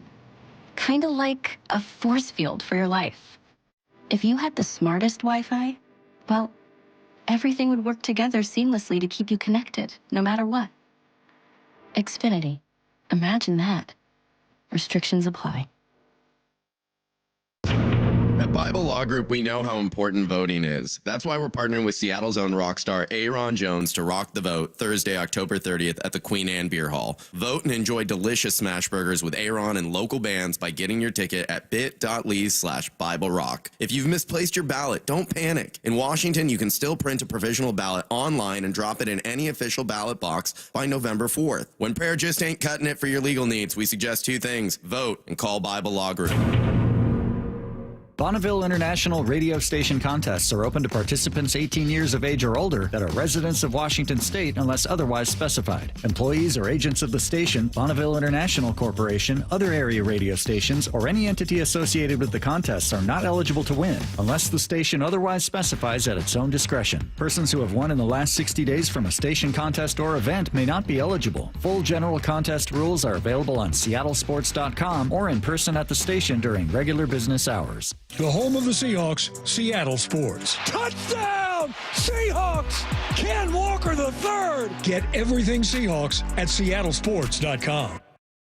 Well, I'm here with my good buddy, Dr. Dan Nelson from Eastside Pain and Regenerative Medicine. And you've heard from Dr. Dan's patients over the years how a simple stem cell procedure has successfully conquered their pain. Well, folks, now it's my turn. After years of dealing with knee pain from all the football abuse, I can say my knee pain now is almost 100% gone. How'd you do it, Dr. Dan? Well, Brock, personally, I'm very happy that you did so well. And your story is like so many of our other patients who come in, former athletes and non-athletes as well, who have come in with chronic knee pain, and they are looking for alternatives besides knee replacement surgery. And we're happy to provide this service. It's been truly a game changer for so many folks. It's just been a pleasure to be part of this. Consider Dr. Nelson, the only doctor with over 30 years of experience in pain medicine techniques, including stem cell therapy. I was in and out with a couple of follow-ups. It's a non-surgical solution to pain using your own stem cells. Consider stem cell therapy with Dr. Daniel Nelson, MD at 425-823-4000 or visit danielnelsonmd.com. That's danielnelsonmd.com. You gave years, maybe decades to your job. You showed up, worked hard, and planned for retirement. But now the company's changed, or maybe you've taken a buyout or been forced into early retirement. So what happens next? I'm Jeff Jr., founder of Trajan Wealth. And if you've built up a 401k or thrift savings plan, now is the time to ask, is that money really working for you? Many workplace retirement plans offer limited options and even less guidance. At Trajan Wealth, we help people just like you roll over their accounts into IRAs with more flexibility and personalized investment strategies built around your goals. For households with $500,000 or more,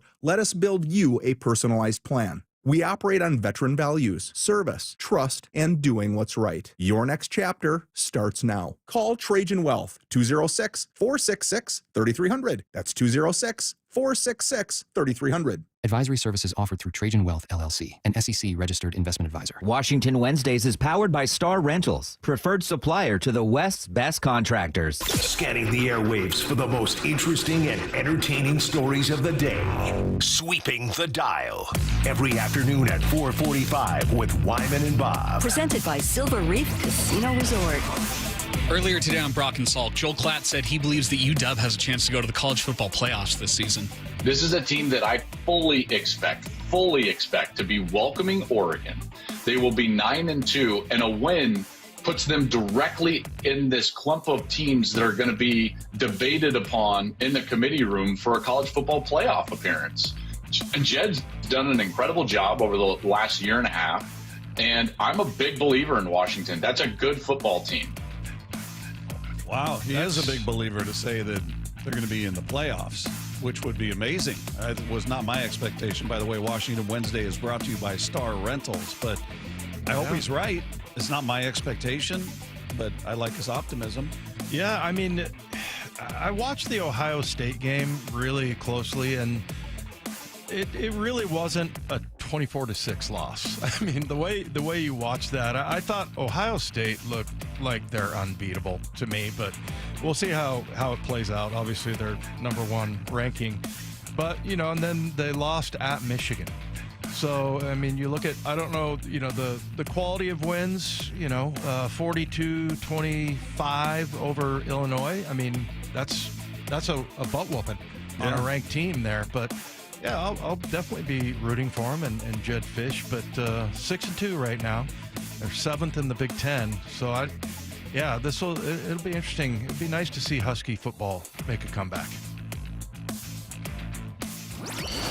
Sweeping the dial. On ESPN's Get Up, Peter Schrager says he thinks the 49ers should try to acquire Trey Hendrickson. If I'm the San Francisco 49ers, they just acquired Keon White from the Patriots, I am calling the Cincinnati Bengals, and I'm calling every day, and I'm saying, what will it cost to get us Trey Hendrickson? We know the injuries have hit them. We also know they're still in the thick of this.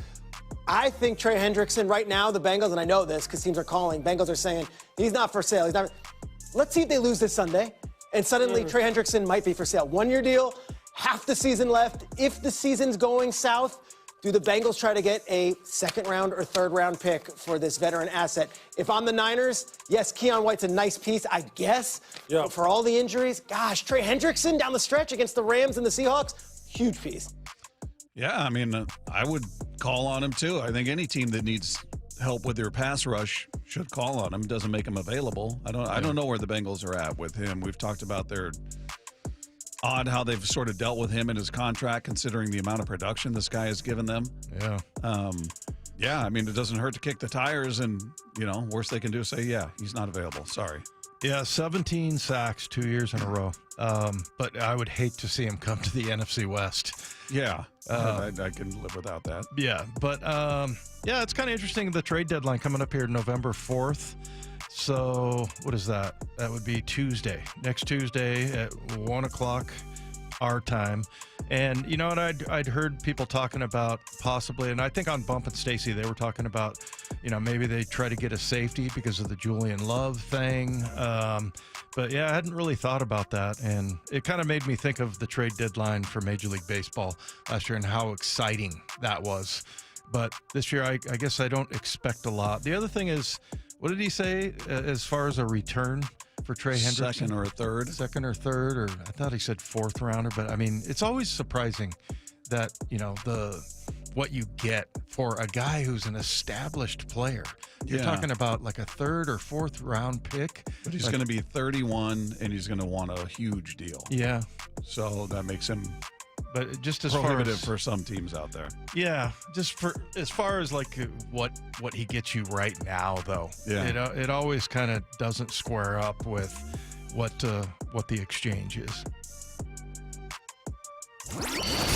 Sweeping the dial. On the You Better You Bet podcast, Nick Kostos asked Mark Schlereth what annoys him. I'm the happiest-go-luckiest guy you'll ever meet in your entire life. I will say one thing that irritates me is, now I'm telling on myself, people that don't know how to travel. Like, nobody wants to see your feet in flip-flops on a plane. Not one person. Nobody wants to see you in a tank top with your armpits hanging out. That drives me insane.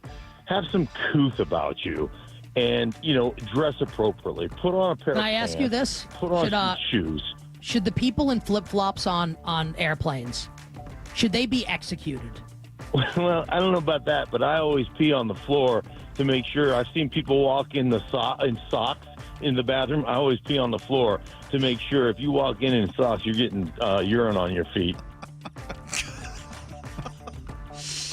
It's an extreme measure, but I can't disagree with him. I mean, you see people that'll get on the plane, first thing they do is pull their shoes off and they start massaging their feet and their dirty socks, and some take off their socks. Like, yeah, you know what? You're not alone in here. You're sitting, somebody's 2 inches away from you. Yeah, and you're trapped in that, what my daughter calls it, a fart tube. Yeah. Basically, there's no ventilation whatsoever. And I think this is what annoys most people. We've talked about, like, the people that stand right on the, where the bags come out on the turnstile thing. The carousel. Yeah, they stand right up to the front instead of sitting back and stepping forward when your bag comes. How people depart the plane, it's It's a bunch of savages, basically. I haven't seen a lot of the tank tops, though. I haven't seen that either. I have seen the sock thing, though. Oh, yeah. There was a guy sitting in front of me, and I happened to be in first class, so he was in the first seat against the bulkhead, and he took his shoes off and put his feet up on the bulkhead. Savage. Yeah. Not cool. Not cool. Don't do that. Nobody's impressed with that. Plus, Mark will pee on your socks. He's going to pee on that bathroom floor in case you shuffle your way in there in your socks and you're going to be standing in a urine-soaked puddle there. Your socks will be... And an offensive lineman's urine. All right. Worse. That's going to do it for us. Our thanks to that one and only Mark Schlereth, who joined us on the show, as well as George Holani of Your Seattle Seahawks. So if you missed any part of today's show, you can find it on the podcast page at seattlesports.com. Just click the podcast tab, click on our picture, and it's right there waiting for you. And don't forget, you can click subscribe. You got Game 5 of the World Series coming your way next. We'll talk to you tomorrow with Wyman and Bob. Sean Payton is a bully. Bump and Stacy. He went out, tried to bully Russell Wilson on the low. Weekdays 10 to 2. I don't care how you feel about Russell Wilson. I think that Sean Payton, he saw an opportunity to take shots at a guy that he felt like wasn't going to say anything back to him. I've heard that he's a decent guy, but in that moment, that was some bully activity right there. Russell, I'm proud of you. Clap back at him and called out some facts, too. So I'm proud of Russell in that moment. Only on Seattle Sports on 710. Seattle Sports on YouTube and the Seattle Sports app. Hey, Brock Hewitt here. For my friends at People Come First or PCF Construction Group, are you tired of just grilling in the cold and rain every winter in the Northwest? Well, with a patio cover, heater, and fireplace from PCF, you can enjoy your outdoor deck or patio all year long, staying warm and dry, even in the wintry months. And I have a special offer for you. PCF's Black Friday sale runs through November, and you can get up to 20% off your entire project, plus no payments and no interest until 2027. Most people don't consider building a deck in winter, but if you want yours ready by next spring and summer, then contact PCF right now to start planning. Spend the winter dreaming, designing, and approving your project so you're ready to build by the spring. Remember, planning and permits take time, so get started right now. Find all the offer details, get project ideas, and browse photos at pcfgroup.com or call 425-629-8476. That's 425-629-8476, pcfgroup.com. From whiplash to herniated discs, there are a few car accident injuries we've all heard of. J.P. Pendergast with Pendergast Law explains that even the most common injuries differ from one another. Pre-existing conditions, health history, beginning of treatment. There are hundreds of factors that make every person and every injury unique. While these variables aid medical treatment, the strongest case recoveries must also take them into account. Could you explain a little bit more? Our team at Pendergast Law is obsessed with turning over every stone to differentiate each case. This requires thorough investigation, diligent listening, and relentless research. We never pursue cases with a one-size-fits-all approach. We built our success by treating every injury and every case with the individualized attention our clients need and deserve. Pendergast Law's individualized approach to even the most common injuries makes the difference in case outcomes. It's another reason why I can't recommend them enough. If you or a loved one has been injured in a car accident, call Pendergast Law. We can help. If you're 55 or older and into that whole saving money thing, T-Mobile has an exclusive phone and internet bundle just for you. Right now, get 2 unlimited phone lines plus 5G home internet for just $30 each per month with AutoPay, plus taxes and fees. And with 5G home internet, setup is easy with just one cord and no technician needed, which is great if you're also into that whole keeping it simple thing. Switch now and experience the best mobile network in the U.S. Visit your local store to start saving. T-Mobile, it's better over here. Based on analysis by Ookla of speed test intelligence data Q4 2024 to Q1 2025. Ookla trademarks used under license. Unlimited on our network. Customers on voice plan may notice speeds lower than other customers and further reduction if using more than 50 gigs a month due to data prioritization. Video streams and SD on this plan. Home internet pricing after $20 a monthly bill credit plus $5 per line without autopay. Debit or bank account required. See 5G device coverage and access details at T-Mobile.com. Ryan Reynolds here from Mint Mobile.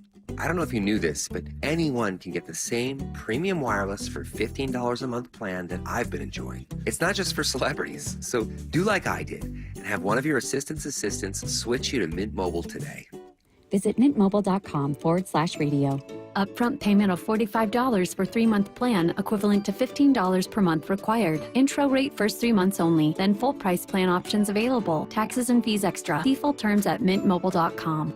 This message comes from Viking, committed to exploring the world in comfort. Journey through the heart of Europe on an elegant Viking longship with thoughtful service, destination-focused dining, and cultural enrichment on board and on shore. With small ships that bring travelers closer to the destination, there's more time to explore. And every Viking voyage is all-inclusive, with no children and no casinos. Discover more at Viking.com. Running a business means wearing multiple hats. So if you're like me, you probably started out using your personal phone, taking client calls and texts nonstop. As my business grew, I needed something smarter. That's when I switched to Quo, the #1 business phone system. Quo works right on your phone or computer. No carrying 2 phones, no clunky landline, just one easy app you can try for free. Your team can share one number and handle calls and texts together like a shared inbox. Any teammate can jump into the conversation, so customers get faster responses.